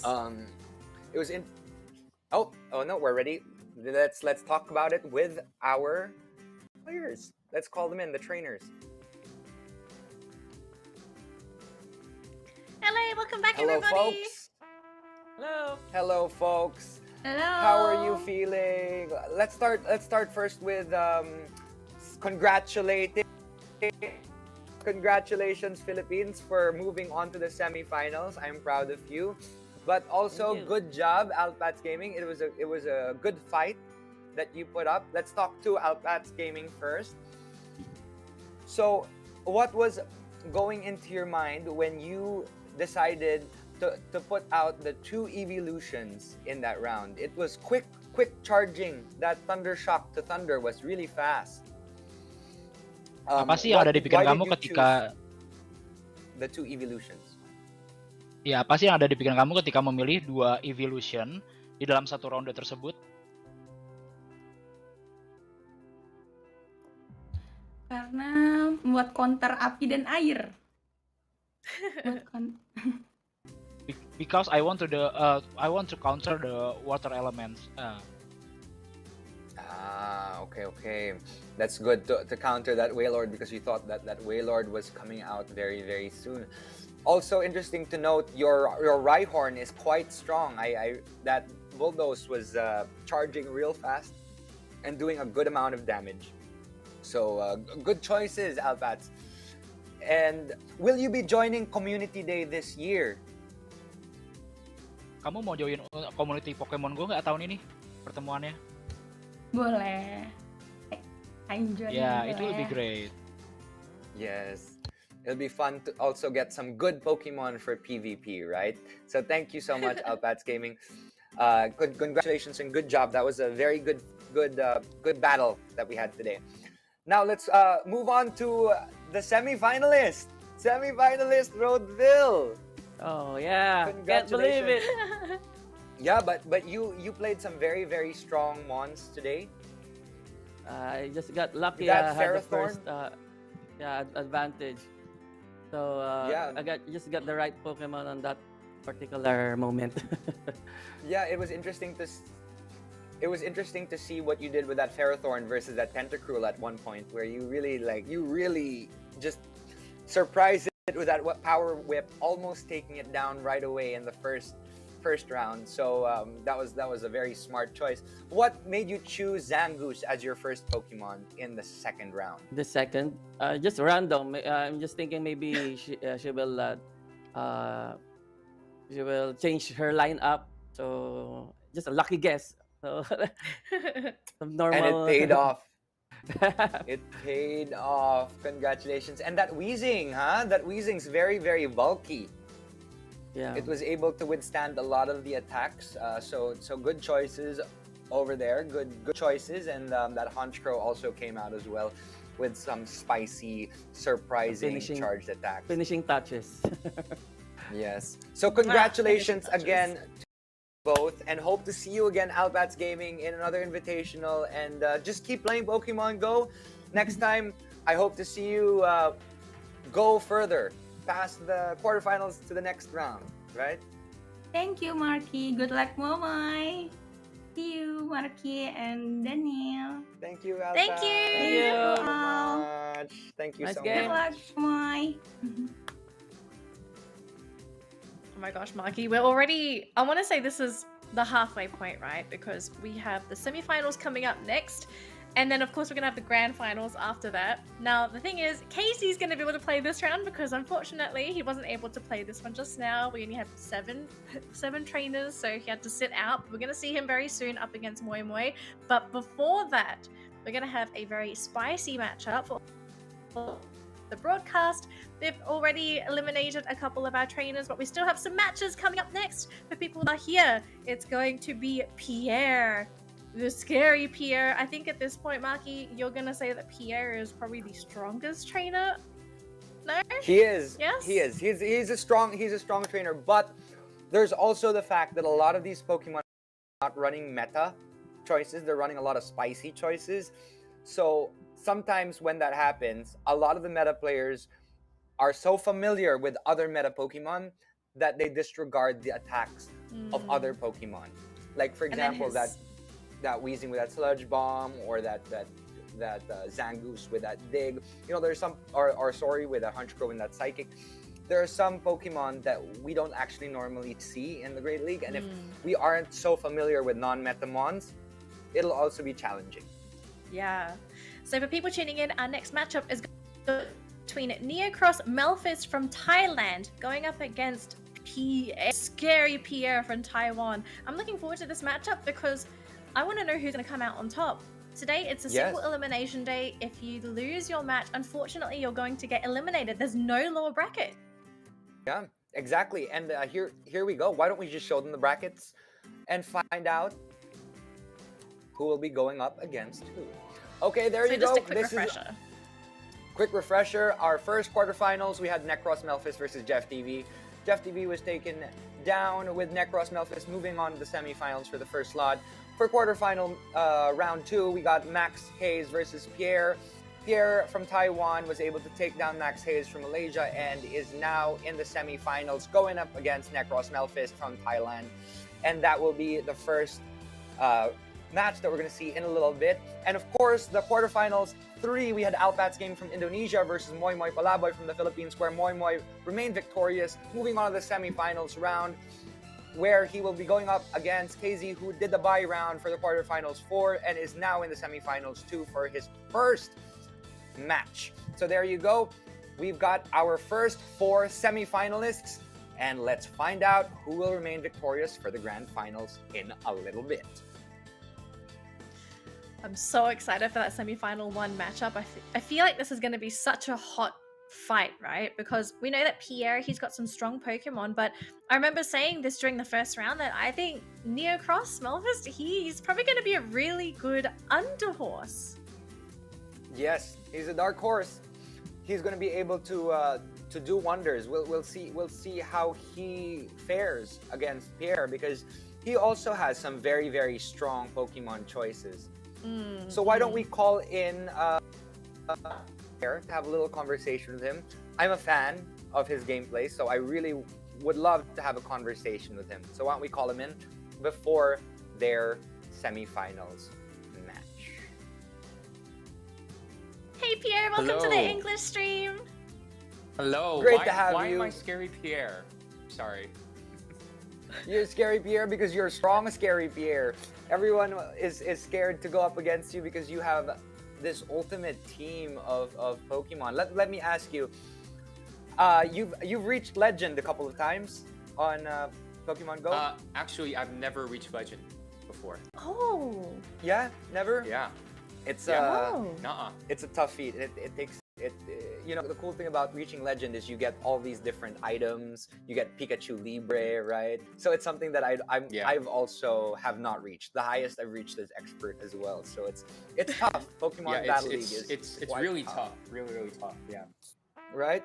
So let me ask, why did you choose this set of Pokemon? This is probably the only time we really get to have a chat, and I'm just very interested. I'm a fan, so I'm very interested in why you chose this eclectic set of mons. Yeah, so I'll be honest, there's probably like a lot more meta Pokemon, but I just chose Pokemon that I'm used to, and these 6 I've played with a lot more, and so I could at least mix and match. Because honestly, I wanted to take 9 to 12 Pokemon here, so at least I have like different teams that I'm used to, but. You know, it's a tournament. We can't do that. We have to only use 6 and see if we could come up with a couple of teams that way. Could we ask who are the Pokemon that didn't make the lineup today? Yeah, so the one that actually I used yesterday during rehearsal, I used Venusaur. Venusaur. who's really, really good. Yeah. So I wanted to use like Venusaur. I wanted to use Trevenant. I wanted to use like Trevenant's Frostbass. Yeah. Yeah. So I had a couple other Pokemon that I really wanted to use, Orpheus as well, but I didn't know how to mix them up with the set of Pokemon that I have here, right? Because I think what's most important is your team. So the three that you and how they can work together to cover each other, but also to be able to, yeah, exactly. So, that's like honestly for me, it's all about like getting used to the Pokemon that I use. Yeah. Okay, let me ask you what your favorite off-meta pick is. Something that is spicy. A spicy choice. Well, okay, so my favorite Pokemon is Leafeon. Ooh. Leafeon. Ooh, interesting. Interesting. So that's your favorite Pokemon. Why? Is there a specific reason why Leafeon is your favorite? Honestly, I think it was 11 years ago. I played the trading card game, and Leafeon, the one that I really liked, and it just stuck with me. So like Leafeon, I really like Gyarados, and those were times when I played the trading card game like a long time ago. It's anyway. Thank you so much, Pierre. And it's really interesting also to see how each Pokemon has a time to shine, whether it be in the Pokemon trading card game or Pokemon Go or Pokemon Unite. They have their time in the sun to do their wonders as Pokemon. So thank you so much, Pierre, for sharing all of this information with us. Again, I'm a fan, and I hope you do really well in the coming rounds. So see you in a little bit, and go get ready. Thank you, and good luck for this round. Thank you. Good luck. Thanks, guys. Man, so it's interesting to know that he actually wanted to bring, but 6's the limit, so you got to decide who's going to be on your team. Yeah, actually, he was talking about that Venusaur, which did really well yesterday with those Frenzy Plant spam attacks, which he really double charged for. I thought he did really well with them, and it's great that he put out that Meganium, because Meganium's also a good choice. Switching out, switching out that switching out that Sludge Bomb that Venusaur has with an Earthquake, which could also do a lot of good damage to electric types, to Pokemon that it's good against. So it's interesting switch from Venusaur to Meganium, and I think he made a good decision to choose that Meganium. Although we have two Pokemon running Earthquake, we also got that Galarian Stunfisk, which he can interchange as well. He has a very solid team. And let's look at the team coming into this. So Necross, Melphist. I think the star Pokemon that we looked at during the first round that he played was the Whiscash, right? It's tanky. It's very similar to how Galarian Stunfisk plays, right? Fast charging, ground type attacks, and weakness-wise, its only weakness is grass. It is. And of course, that Whiscash versus that Galarian Stunfisk with that Mud Bomb, spamming that Mud Bomb could take down that Galarian Stunfisk real quick. And here we go, first game right now.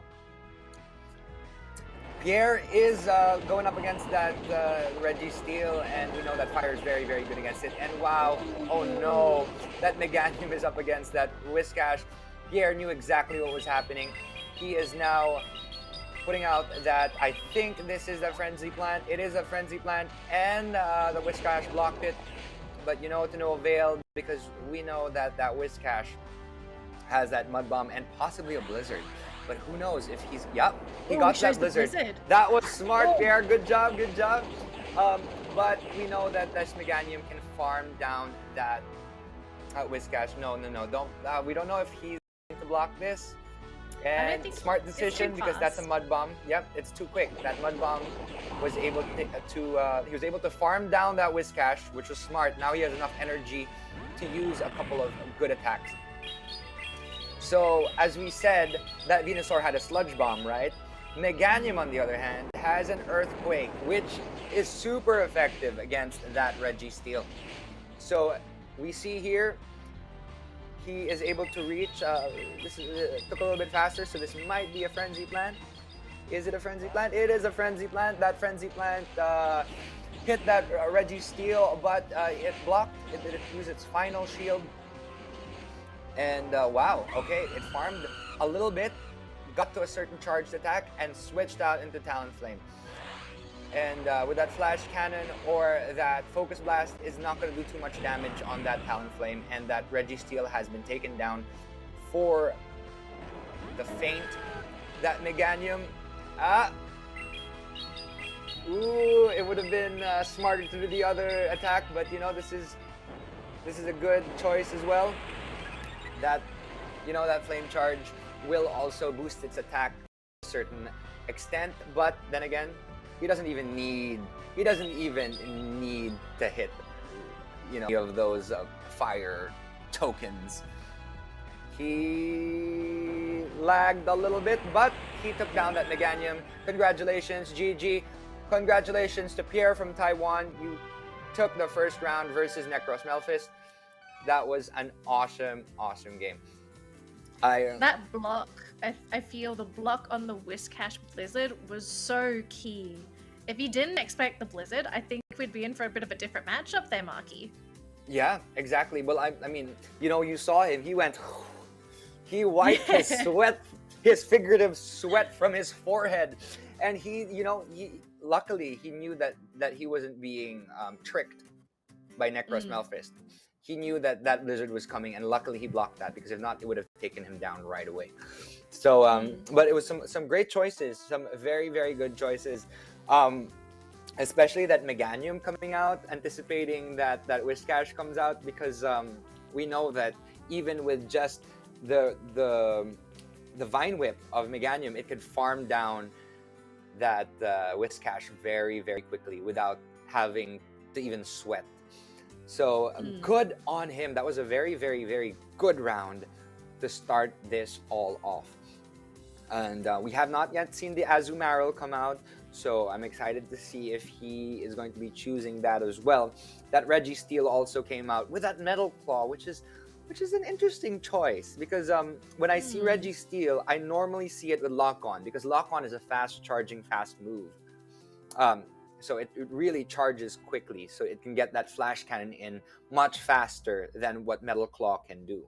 Although there's that stab from Metal Claw, it's an interesting choice on Necross Melphist's side.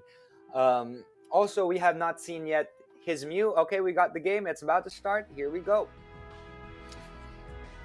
Okay, we got Pierre's game, and we are looking at Pierre's Talonflame at the moment going up against that Umbreon. So there we go. Let's see what's happening. Let's see what's happening here. That foul play was not blocked, because, you know, even if it's super tanky, that Umbreon isn't doing too much damage. Will we be seeing a Flame Charge? Will we be seeing a Brave Bird in this particular situation? I wonder what this is, and it is a Brave Bird. It actually hit it quite well. So the Meganium is out. This MVP of Pierre's from the last round is coming back out again versus that Umbreon. Let's see whether he's going to farm it down, or he's just going to go straight for that Frenzy Plant. Okay, we've got a switch in. Meganium has used that Frenzy Plant or that Earthquake versus the other Meganium on the other side. Although that shiny Meganium of Pierre is running a Frenzy Plant versus that Petal Blizzard on Necross Melphist's side. So we'll see here if this... No, it was blocked by the Necross Melphist Meganium. He was able to block it and anticipate that Frenzy Plant, although Pierre was able to reach that Frenzy Plant quite quickly. As we know, Petal Blizzard doesn't charge as fast as Frenzy Plant does. And so that Frenzy Plant almost takes down that Meganium, and it was able to farm it down. Congratulations, Pierre. You have taken down the Meganium of Necross Melphist with a little bit of life left, but almost to that Frenzy Plant. But Pierre knew that Umbreon had a charged attack ready to go. Changed right away, just in case. So here we go. It was able to take down Umbreon with a little bit of farming from that Talonflame. Talonflame will be either using Flame Charge or this Brave Bird. We are anticipating a... Oh, the block the Brave Bird was blocked. So as we know, that defense severely falls Talon Flame, all good because So what's the Pierre play still here? has a couple of mons left. The play here is Whoa. Pierre knew what was gonna happen. Whiscash came out. That Frenzy Plant is a GG, taking down that Whiscash for 4 times the weakness. And good job, Pierre. You have won the first semifinals round. Solid play from Pierre. He's had some fantastic swaps. He's picked all the correct moves. I don't know how you do it. It's like this guy has a third eye and he knows what his opponent wants to do. He knows exactly what's happening. He knows what's coming next. And we know that Necross Melphist has a lot of meta Pokemon at his perusal. So he was able to really understand that Whiscash could be coming out very soon, so that Meganium can't go out of play. He had to keep that Meganium in just in case that Whiscash comes out, because he knew that was probably one of the only meta Pokemon as that Umbreon, which is also utilized on that side. But as you see the difference between a Frenzy Plant Meganium and a Petal Blizzard Meganium, there is a very stark difference between the two. That Frenzy Plant Meganium will take down that Petal Blizzard, which takes so much longer to charge. But anyway, let's go back and call Pierre in and have a little conversation with him. Hey Pierre, welcome back. Hello. Congratulations. Scary Pierre Hello, is back. Pierre. Scary Pierre is That's back. my nickname now, apparently. Yeah, and so like we finally realized that in the finals I'm going to be going up against you. No, I'm just kidding. Oh really? Let's go. No, Let's go. Let's go. Let's have a fun match later. I don't know. Yeah. I'll add you.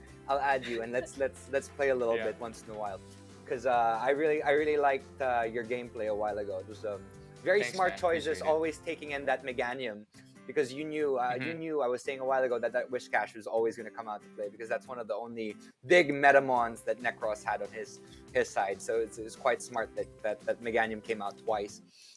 Also, what was your reasoning behind your selection of the 3? Yeah, so I looked at his Pokemon, saw that my Talonflame was strong against 3 of his Pokemon. So I thought, okay, I have to have that out all the time, right? Like my Talonflame beat his Meganium Scar Steel, so I had to have that. Yeah. And Meganium then I Scar had to have and Steel, the Meganium, because the Meganium completely annihilates the Whiscash, and with Earthquake it can beat the Registeel. So I thought, okay, I had to have those 2. And then the third one, I just chose a random one. I chose Umbreon. It happened a couple of times where you did that Earthquake and you were able to sidetrack that Registeel and do a good amount of damage to that Registeel. So and it didn't have knock on. I was like, okay, I should be pretty safe. Yeah, with a Registeel without lock on is not good at all. I thought, okay, I'm safe. Because in my head I was like, why doesn't this Registeel have lock on? Because lock on really charges the charge attack real fast, and usually you pair that Flash Cannon with Focus Blast, which he didn't actually have in this situation. So you knew you were safe versus that Registeel. Also, it's interesting to note that Mew had some interesting choices as well. I have never seen a Mew running in playing Pokemon Battle League. I haven't seen a Mew running Rock Slide, so it's a good choice, especially versus that Talonflame. That could have that could have taken that Talonflame down. I could have taken me out. Yeah, excuse me. Yeah, it works. And so interesting choices with Umbreon and Last Resort. You prefer Last Resort to Psychic. Let me ask you why. Yeah. I think that it just has. I think for me it just has like a better neutral hit. Yeah, it does. Yeah, so right? because I have an Umbreon with Last Resort and I have another one with Psychic. But for the situations that I've been in, I've noticed that I like Last Resort more. Yeah, especially if you're going up against another Umbreon, right? And they have Last Resort and you don't have Last Resort, then that's going to be a little bit of a problem. As well as that Altaria with Moonblast. You're running a Community Day a Moonblast as opposed to a Dragon Pulse, which is seen very often. So why choose the Moonblast over over the Dragonfly? Because it was shiny. To be honest, See, that was the only reason why. I knew one of these. It has to be just pink because it was a shiny. It's okay, good choice. Yep. Fan of the Altaria. Sad we couldn't see it though. Yeah, well, I mean, who I knows? haven't had a chance to use it yet. Who knows? It could come out in the finals, right? Because Pierre, congratulations, you are moving on to the finals. It is so exciting, especially talking about your analysis of why you chose each of these Pokemon, and it's just great to see how much knowledge you have of the Pokemon Go PvP battle system. So I'm just very excited to see your finals matchup. So congratulations again. I'm excited Pierre. too, but also nervous. Yeah, it's time to do a little bit of strategizing to see which Pokemon you're going to be choosing for that next round. Right? So here we go. Right, so I think we're going to get prepped for the next matchup. So Pierre, we'll let you go have a break so you can prepare for your grand final, and we're looking forward to your Awesome. matchup. Thank you, guys. Right, Let's thanks, see that Pierre. Altaria Thank come you. out. See you, Pierre. Yeah, we'll see. We'll see. Thanks, guys. We'll see. Appreciate Who it. knows? Who knows? Bye. Right, so that's our first semi-final matchup done and dusted, Marky. We've got one more to go before we jump into grand finals. All right, but before that, why don't we have a little time to just have some water, have a little bit of a Calm relaxation break, calm mind, and maybe for Roadfill and KZee to maybe look into what Pokemon they're going to bring into their semifinals round. Let's have a little break. Why don't we, Natalie? Let's just We shall. chill, relax, and enjoy the time before the semifinal round number 2. See you guys in a little bit.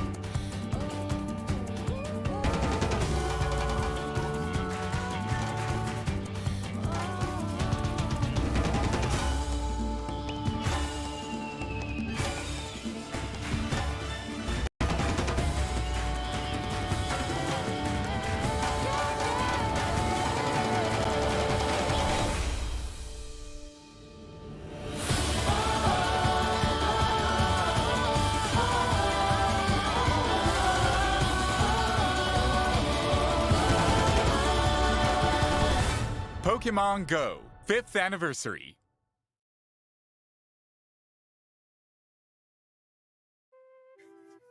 Hello, Pokemon trainers, and welcome back to the Pokemon GO Invitational. We're just about to hit the grand finals, but before then, we've got one more semi-final match to decide our semi-finalist. Sorry, I'm a little bit too excited. For anyone that's new to our lovely stream, my name is Trainer Denali, and of course, joining me is the wonderful Professor Marky. I know you're excited as well, Marky. I'm so excited, and of course, we're also the host of the highlight show for the Pokemon Battle Festival Asia 2021, featuring Pokemon titles such as Pokemon Brilliant Diamond, Pokemon Shining Pearl, Pokemon Go, Pokemon Unite, and Pokemon Trading Card Game.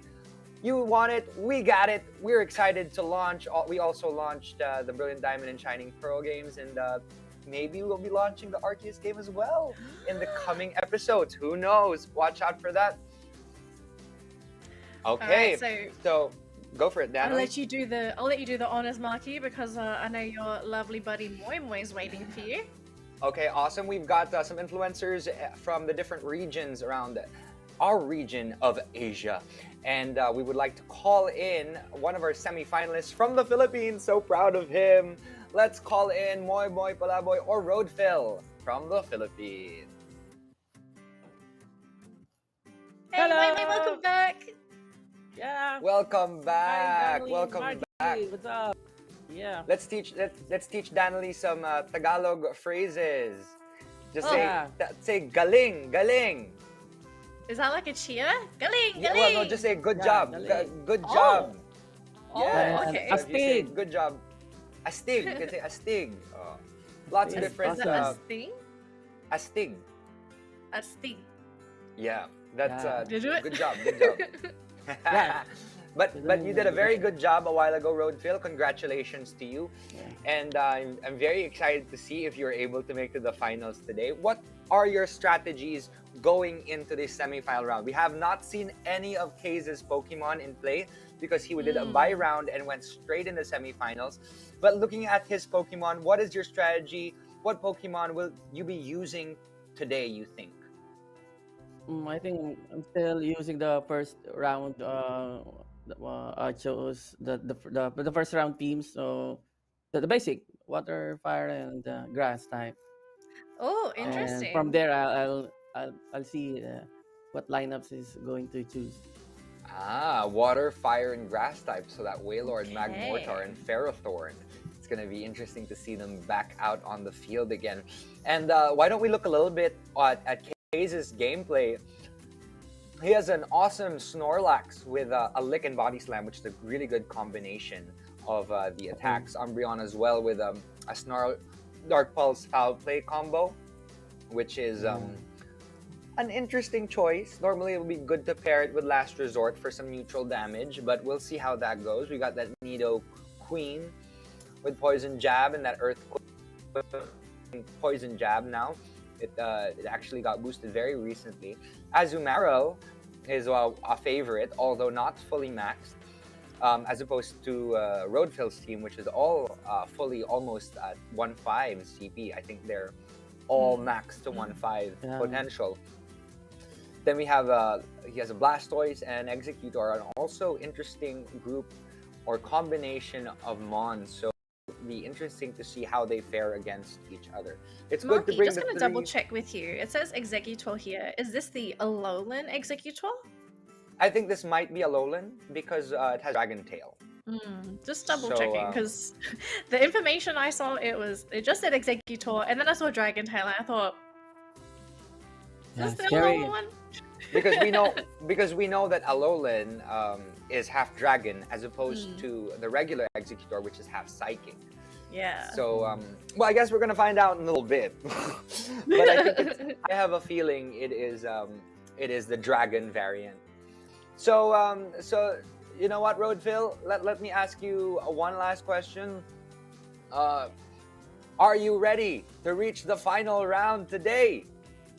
I'll try. I guess I'm ready. Let's do it. He's ready, and I'm excited to see what you have. I'll be cheering for you. Of course, Philippines represent. See you in a little bit, Roadfill, and congratulations in advance, hopefully. Hopefully, yeah. Thank you, Marky. Galing! Astig! So clearly, I know who you're cheering for that round. You know what?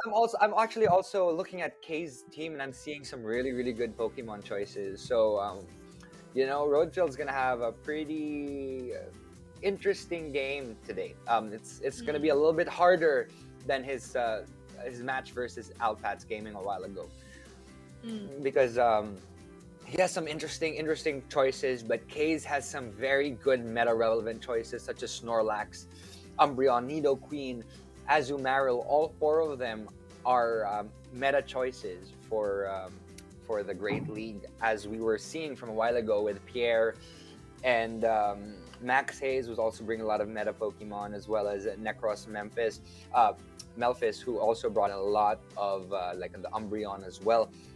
So it's gonna be a hard round set of rounds for Moymoy Palaboy in this next round.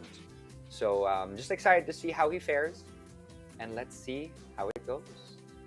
Hope the match is ready soon. But looking at the 2 lineups, who are you favoring? Because you know Moymoy personally, but just looking at the 2 lineup of Pokemon, do you feel like you're leaning towards KZee or Moymoy? Looking at the lineups, unfortunately, I'm leaning towards KZee.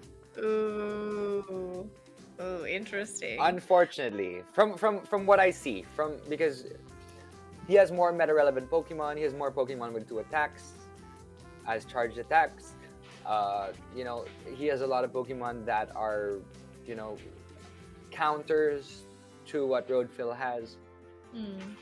Although a lot of his mons are also longer to charge. Like that Poison Jab with that Earthquake for Nidoqueen. The Earthquake is not necessarily the best move to pair with that Poison Jab. It would be good to have you know, something else to combine, because Earthquake takes a little bit longer to charge. Also, let's see here that Azumarill could have an extra move with that Play Rough. Yeah. You know, with that Play Rough, it could actually take down that Haunch Crow real quick on Roadfield's side. Although that Ice Beam will do a lot of damage as well to that Haunch Crow. But it would also be good to have that extra move, as you saw the effect when Pierre went up against Maxhaze. So here we go. Let's have that gameplay from KZee versus Moymoy. Oh. We're looking at Moymoy's side here with that Magmortar. Let's see if it gets to that Fire Punch real quick. Here we go. I think this is a Body Slam coming in from that Snorlax. It was blocked. Body Slam would have done a lot of damage. And okay, KZee is anticipating an attack coming in. Let's see if it blocks. It does not block with that Fire Punch. It's just a Fire Punch. So let's see if it gets to the Fire Punch before the Body Slam hits. That Fire Punch will be... Yep, that it was blocked by that Snorlax. Let's see if there is another block here from Roadfield's side. He chooses, I think, to take it. And yeah, it takes it down right away. From what he was saying a while ago, we have that Wailord, one of his favorite Pokemon that he chooses, and he, with that said, the Zen was able to take down that Snorlax fairly quickly. I'm curious to see what's going to be the next Pokemon for KZee. Yeah, KZee brings out that Nidoqueen. Oh, that Zen Headbutt versus that Poison typing on that Nidoqueen will do a lot of damage, although it changed back into Blastoise. But a good switch from Moymoy's side, bringing out that Ferrothorn with that Grass Power Whip that could potentially take down that Blastoise. Who knows if this will be able to go through, because I know that KZee has a block. Yes, it was able to block it, but let's see here what will happen. Although, let's see what the Blastoise has in tow. It might have an Ice Beam, and that Ice Beam could do a lot of damage as well to that Ferrothorn, and that Ferrothorn blocked. Fortunately, it was able to block it. And now, let's see if it reaches that Power Whip in time to take down that Blastoise. And it does. It takes down that Blastoise fairly easily. Now we're back at KZee, and we know that that grass type does a good amount of damage to that Nidoqueen. Although at Earthquake will do wonders for that Ferrothorn. We will take that down real quick. But you know, it was able to let out that Power Whip, doing a lot of damage on that Nidoqueen. This Earthquake will for sure take down this Ferrothorn. And that's a GG for that Ferrothorn. And we've got last up this Wailord versus that Nidoqueen. And Roadfill is doing really excellently at the moment. Doing that Surf and taking that Nidoqueen. Good job, Roadfill, taking that first round. Wow, that was awesome. That was awesome. You know what? I was mistaken, because what was interesting to note here is that KZee has a lot of Mons that take longer to charge. He has that Earthquake on that Nidoqueen. It takes a long time. It's a tedious effort to charge to that Earthquake. While on Moymoy's side, with that Power Whip, that Bullet Seed Power Whip combo for that Ferrothorn, he was able to get those Power Whips in real quick. As well as that Fire Punch, which takes really fast to charge, with that Fire Spin as well from that Magmortar, which I have not seen much of in the game. Especially for Great League, as well as that Wailord with that Surf. Getting in that Surf quickly, you know, that will really spam a lot of charge moves, causing the other KZee side to block, to use the shields. And that's important, to take those shields down early on in the game. Yeah, and how important was that mid-game swap, right? Where we saw the Ferrothorn actually getting swapped in while the Blastoise was getting swapped in at the same time? Because you have a type matchup advantage, right, as the Ferrothorn. Yeah. So sometimes if that happens, it's kind of a GG thing. If someone puts out their Blastoise at the same time as you putting out that Ferrothorn, there really isn't much you can do about it, because you're gonna have to wait a certain amount of time before you can change Pokemon again, which is a different side of battling for Pokemon Go. It's very different from the main series battling. So it's also very, very important to note that type matches are very, very, very important in this game, as opposed to Pokemon Unite, where typing does not really matter as much. But in Pokemon Go, it matters a lot. So going in game to the next round, the second round, here we go. Yes, and there you have it. It's the Alolan Executor. We were wondering why it had a Dragon Tail, and it is the Alolan Executor that has come out. Here we go. We got KZee's Alolan Executor really charging up to that whatever attack it has, and it is able to let it out. Who knows what this attack is? It might be much stronger because it took a while to charge. So let's see here. And it's blocking. That Zangoose was able to block it and really take it down while farming. Let's see if it is able to do a charged attack on the next Mon while KZee throws out his next Pokemon. Let's see here. There's a little bit of a lag, but that Zangoose was taken down real quick. As we know, the Philippine internet is a little bit slow, but we were able to go through. That Honchkrow going up against that Nidoqueen. We know that Nidoqueen has a ground charged attack, which probably won't do too much damage on this Honchkrow, although it is farming it down with that Poison Jab. Psychic, though, will do a lot of damage on that Mon. This Blastoise is able to farm down that Honchkrow. With one Pokemon remaining, who knows, will this be the first time we go into a third matchup? I think we will be. I think this might be it. Let's see if he's able to get that Sludge Bomb in time.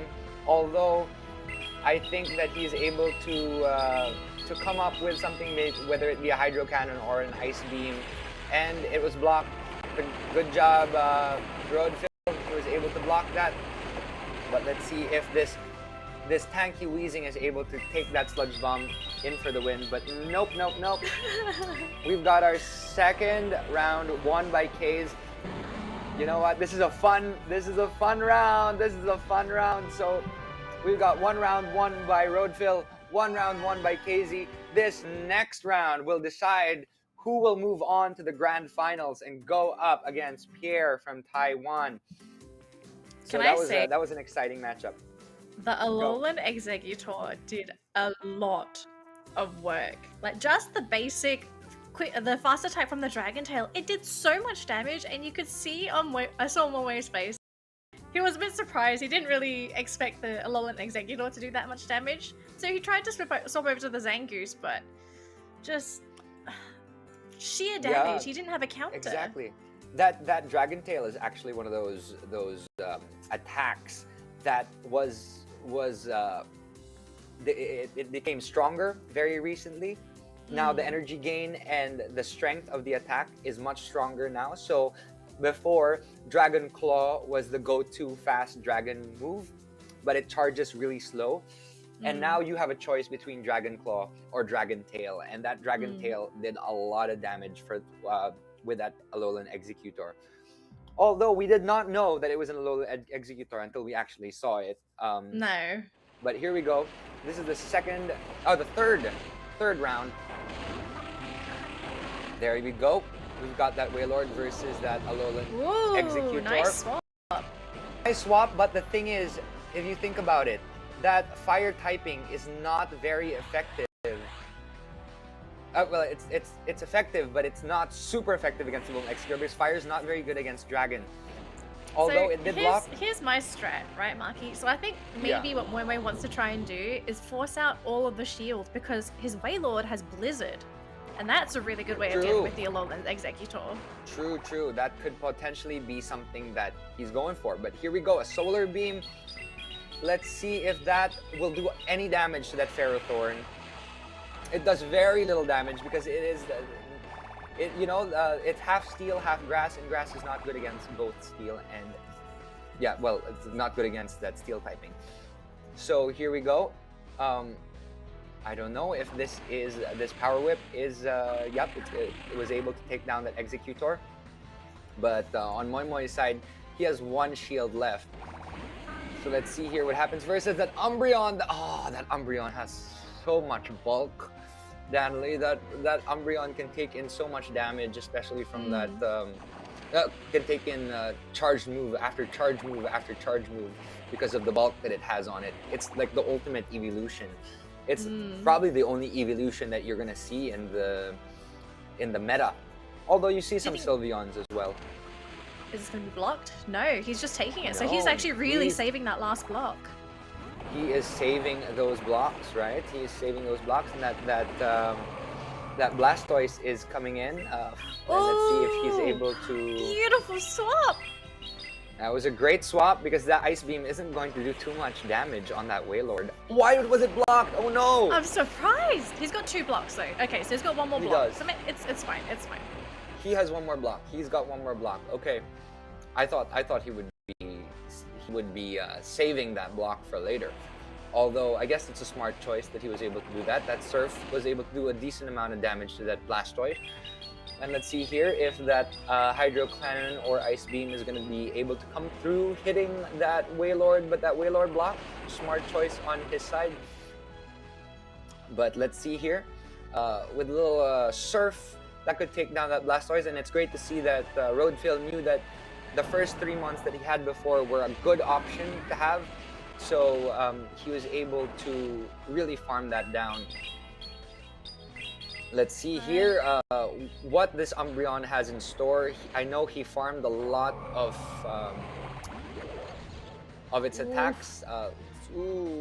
This is going to be bad on this side, but there's a like he was able to shield it last minute.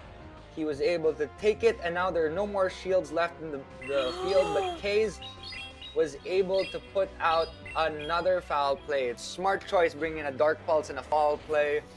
Umbreon into the field. KZee! And that's a GG. Congratulations, KZee from Hong Kong. From behind, after the first round, he was able to analyze and adapt and adjust to what Roadfill had and was able to take round 2 and round 3, taking home the win and the finals. He's able to go up against Pierre. And back to us first, so congratulations, KZee from Hong Kong. Man, that's the look of a champion right there. But wow, what a play coming in from KZee. The fact that he held on to his shield as well.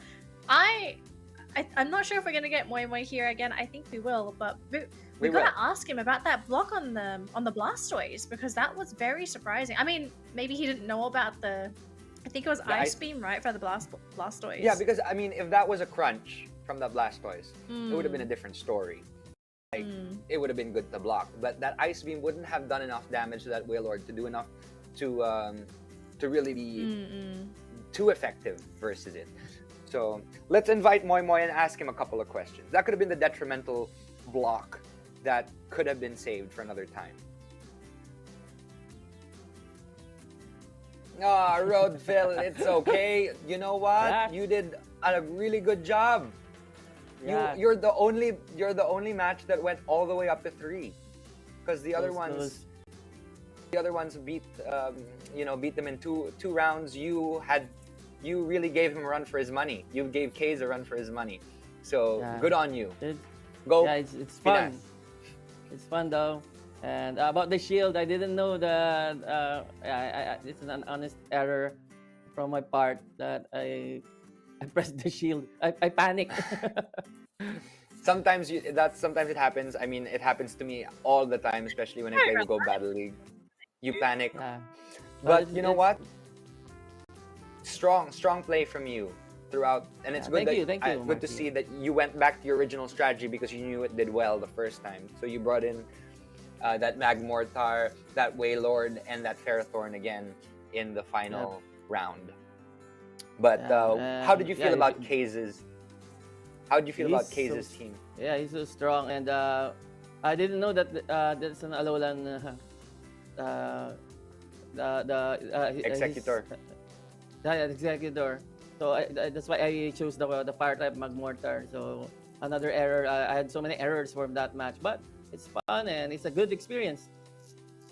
Yeah. So good job. Good job.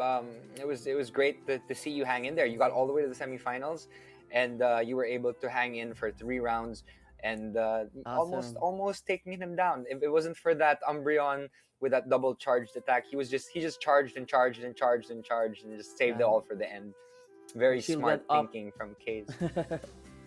Yeah, that shield. Those shields are also very important to strategize over, right? Yep. If you were ever to play again, what would be Pokemon that you would like to bring with you next time? Where am I again? If you were to play Pokemon Go PvP again, what Pokemon would you bring in next time? I have so many so many other Pokemons that went up. I didn't know that I must save the strong 1,500 CP. So Milotic, I have Dragonite. That's my favorite in Charizard. Usually, they're all dragons. I like dragon type of Pokemon. But you didn't bring any dragons. Oh no. You didn't. But yeah, Charizard's a dragon when it's Mega. Milotic is looks really? like a dragon. I think should be a dragon. Just wait. But I think Milotic is probably gonna get a Mega. Yeah, I'm gonna they look- either they that look or dragons to me. a Hisuian form or something like that. That too. That would be nice. That would be good to have. I don't know. I mean, don't take my word for it, but yeah, I wouldn't mind seeing a Milotic, other than beauty competitions, have its time in the sun. Although Milotic's very, very good in PvP for Pokemon Go. Yeah. So My favorite Pokemon that I use in PvP is Pinsir. I had good skills here, but they went up, so I can't use him. So Oh that's no, it. you went Yeah, over next the time I'm gonna 1,500.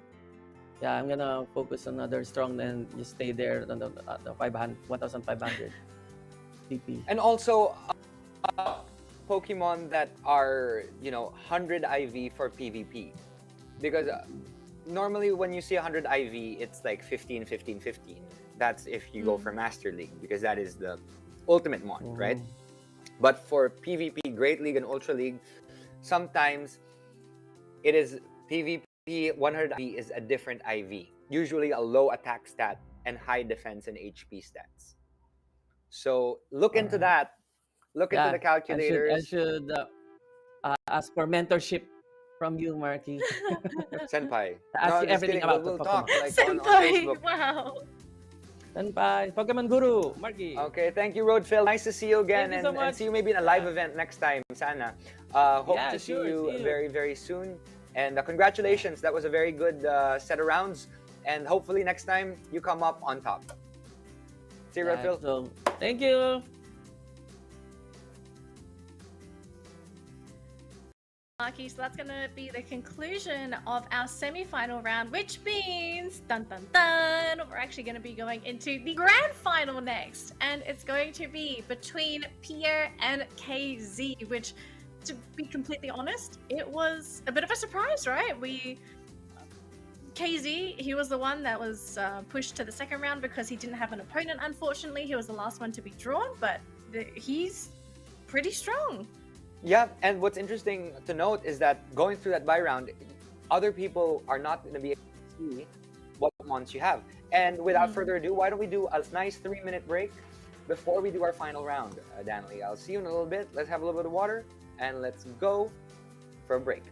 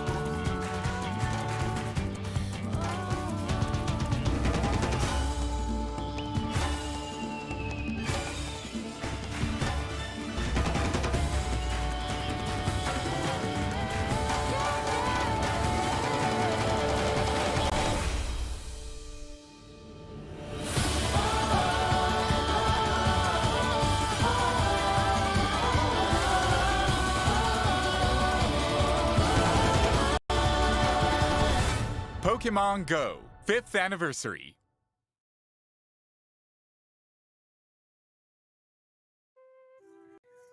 Hello, Pokemon trainers, and welcome back to the Pokemon GO Invitational with myself, Trainer Danny, and with the wonderful Professor Marky. It is Grand Finals time! Grand Finals, so exciting! Oh my gosh, it was such a quick set of matches.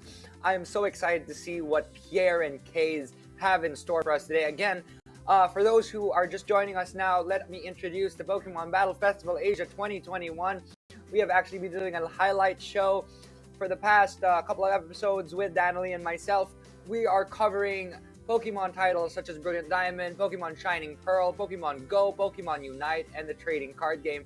Again, it's a microcosm of all things Pokemon. So please continue watching. This is our first live broadcast for the Pokemon Go Invitational with some of the best influencers and trainers from all around the Asian region. So thank you so much for joining us. We had Hong Kong, Indonesia, Malaysia, Philippines, Singapore, Taiwan, and Thailand come join us. And now we actually only have Taiwan versus Hong Kong. 2 trainers left.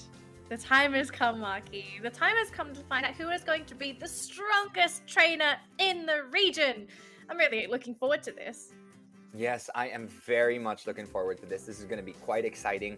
And without further ado, are we ready to interview our trainers for the upcoming matches? Ooh, we might be.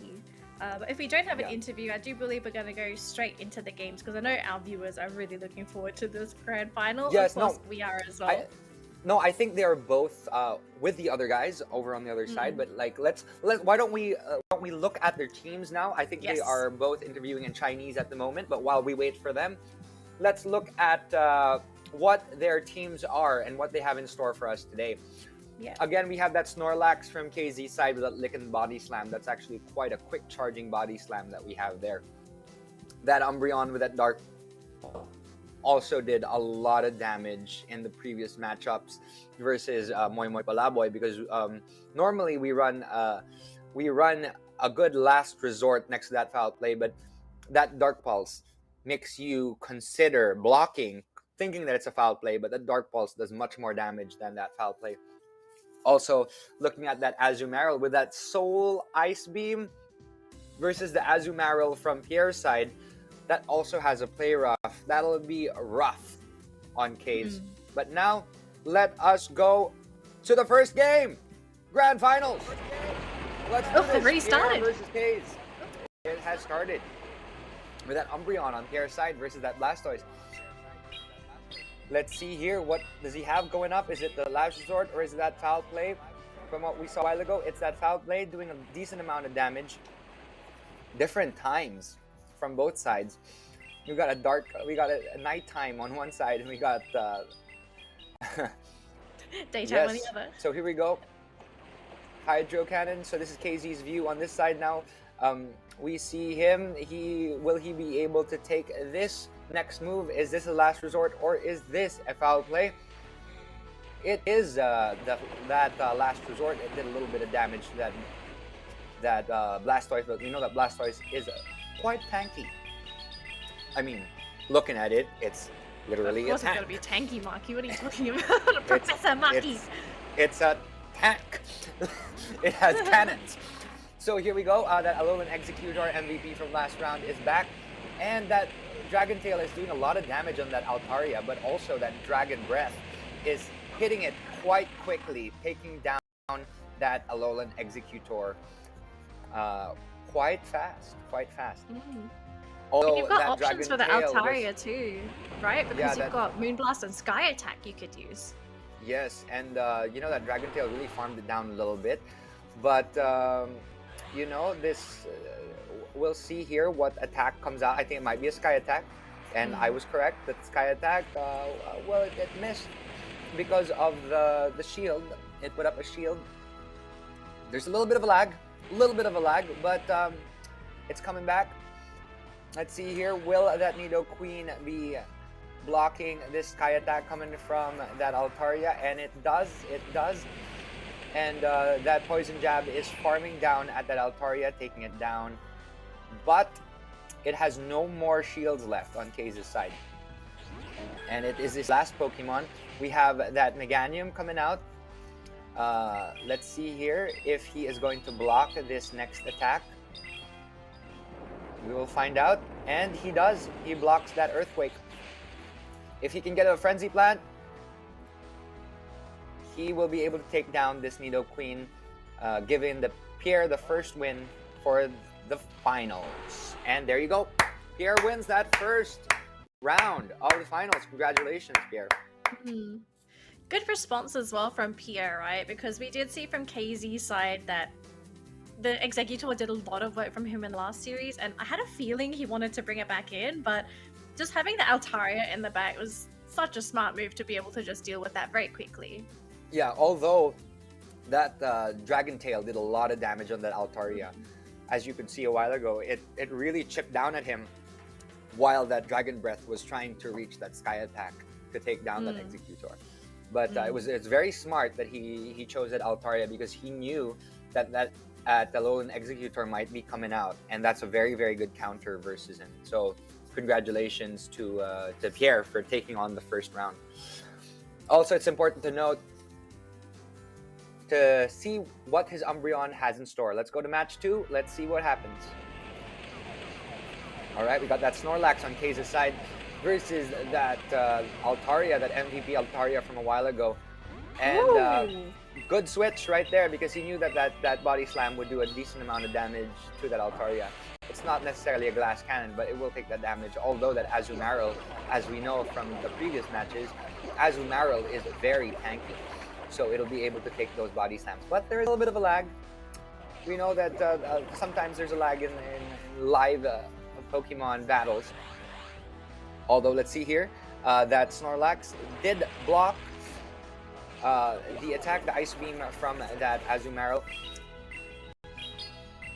Let's see here, the Body Slam from that Snorlax. We'll see if it's able to do significant damage to that Azumarill. As you can see, it's a very tanky mon, this Azumarill. It's able to take in a lot of damage from that Snorlax.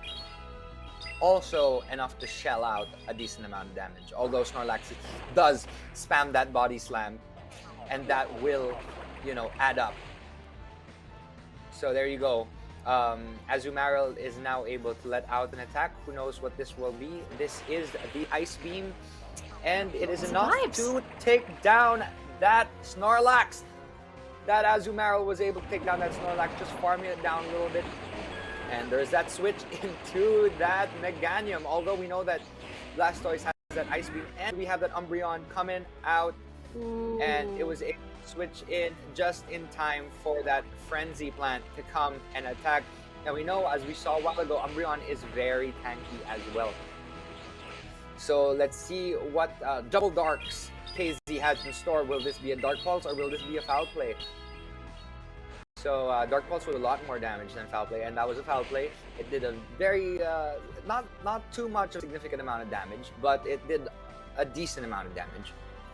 Although now the Frenzy Plant is coming out again, really baiting those shields. 2 shields down on the side of KZee, and as we can see on the side of Pierre, he still has 2 shields. So let's see what he's going to do here. Is he going to block, or is he going to allow Meganium to go down? I think he was smart to block, because it'll be smart to get rid of that pesky Umbreon. But he switches just in time. Counting! He counted for that. That was so smart on Pierre's side. But that Pierre took down that Azumarill, which is okay, because it already had such low health. And it just took in that last charge attack from that Umbreon. And very strong Altaria. We know that Altaria has a Moonblast, which is very effective against that Umbreon. This Moonblast or Sky Attack will be enough just to take down that Umbreon right away. And we've got one last Pokemon out, and that's that Blastoise, but we know that it might have an Ice Beam. So let's see how it fares. This might be a Sky Attack. Is this a Sky Attack? It's a Sky Attack. It does a decent amount of damage. If it gets the Ice Beam, this could take down that Altaria right away if it is not blocked. If this is an Ice Beam, Hydro Cannon won't do too much damage. That Altaria goes down with that Ice Beam. And it's quite smart. He was able to charge enough. And that's a GG for Pierre's side. Pierre takes down KZee and wins the Pokemon GO Invitationals Asia. Congratulations to Pierre. Fabulous work.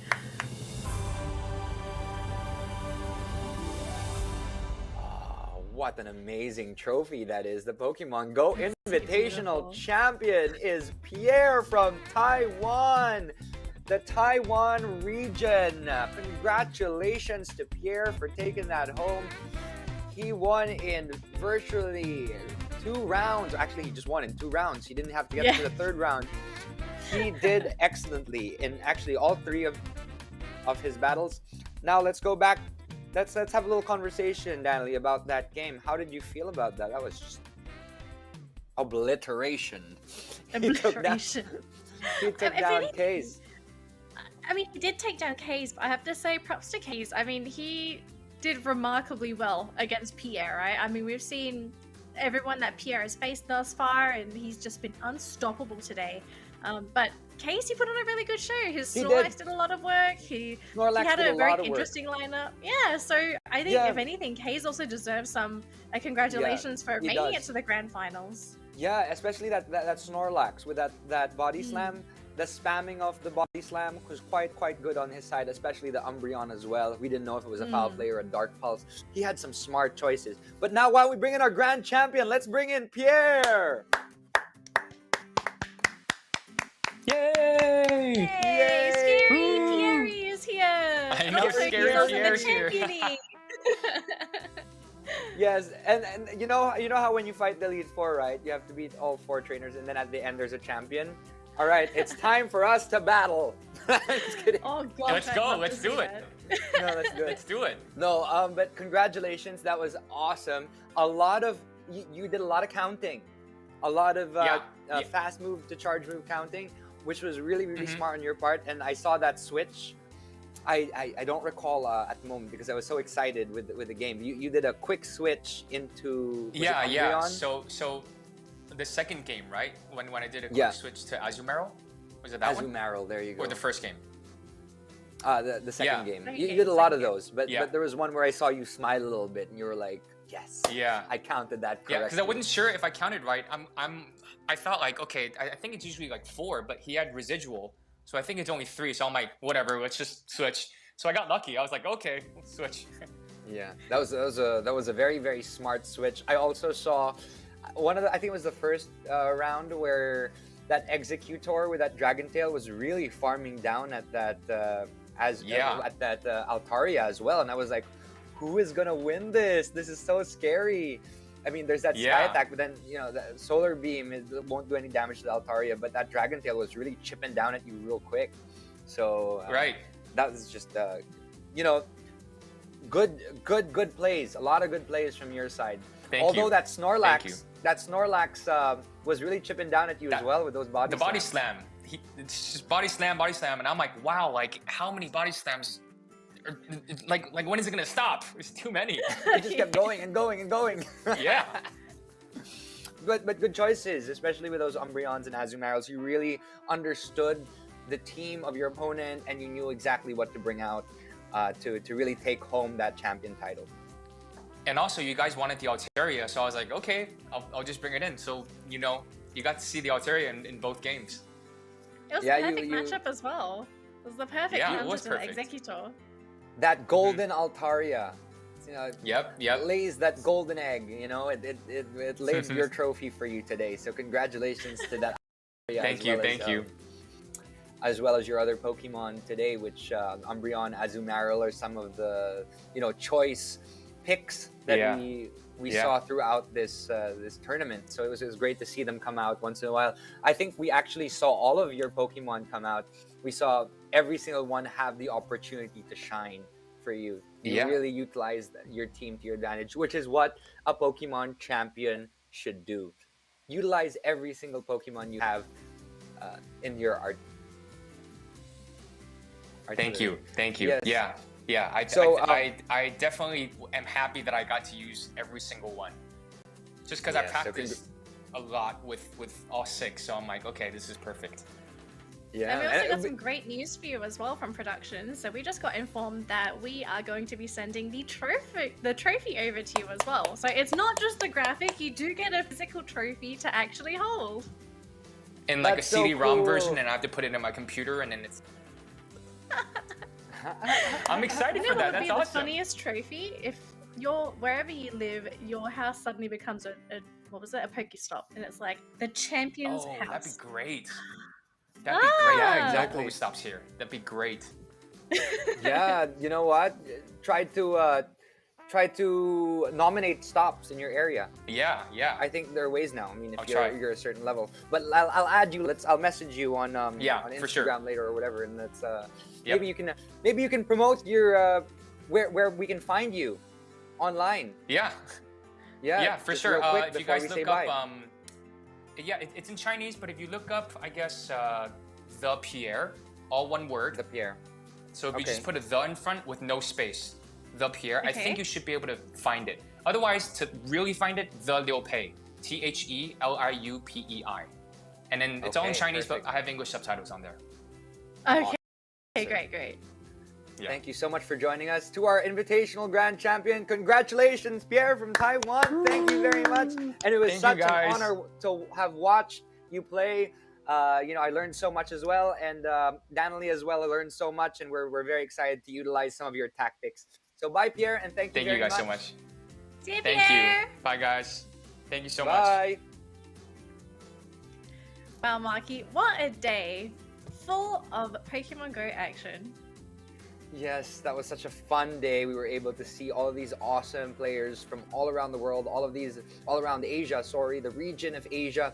These trainers who were able to utilize Pokemon to their advantage at certain situations where some are not as experienced, but they were still able to push through. So now, before anything, without further ado, let's look at the final brackets just to look at what these guys accomplished today. So for people that Let's- didn't get to tune into the broadcast, here's the brackets and what did end up happening. Now, unfortunately, we had to say goodbye to some of our wonderful trainers early on, but if you want to catch any of their matches after this stream, you can go back and watch the video. It's going to be available for you to watch back, and we do recommend it. We do have some very interesting matchups back here. Yes.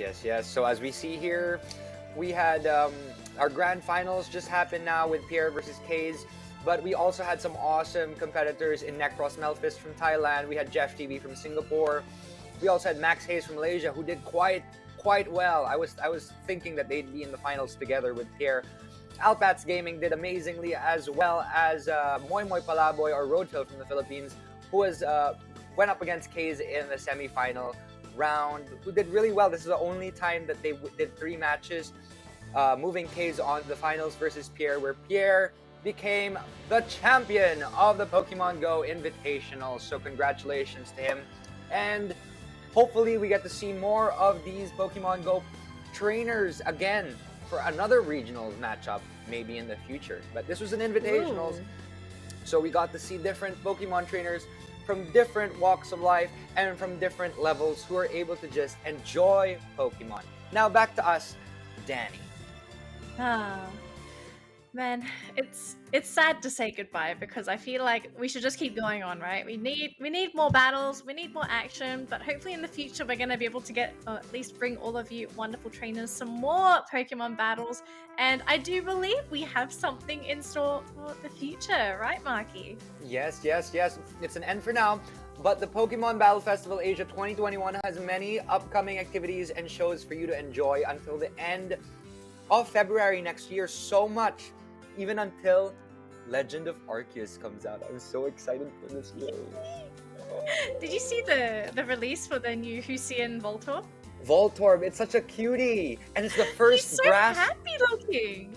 Yes, and it's the first grass electric type Pokemon. Grass No, electric. no, Rotom. No. Yeah, Yeah. there's a Rotom Mo. as well, right? So, but I think this is the first. It's one of the first regionals to be celebrating that grass and electric typing. So, you know what? The highlight show episodes are gonna come up very soon. Danley, myself, and Tash, who will be joining us, Tash Bunny, will be joining us as well for our highlight show. We've done a few celebrating Pokemon Go, Pokemon Unite, Pokemon TCG, Pokemon Brilliant Diamond and Shining Pearl launch, and we have so much more in store for you in the coming episodes, so watch out for our highlight show. And we are also looking forward to watching some of the tournaments and exciting content about the Pokemon world coming up very soon. But that's going to be it for us, unfortunately. But thankfully, we are going to see you in the future for some more Pokemon content. But until then, you all have a wonderful weekend, and we'll see you in the next Pokemon broadcast. Bye! This has been Marky! And Annalie! We'll see you next time! See you guys soon! Bye, Pokemon World!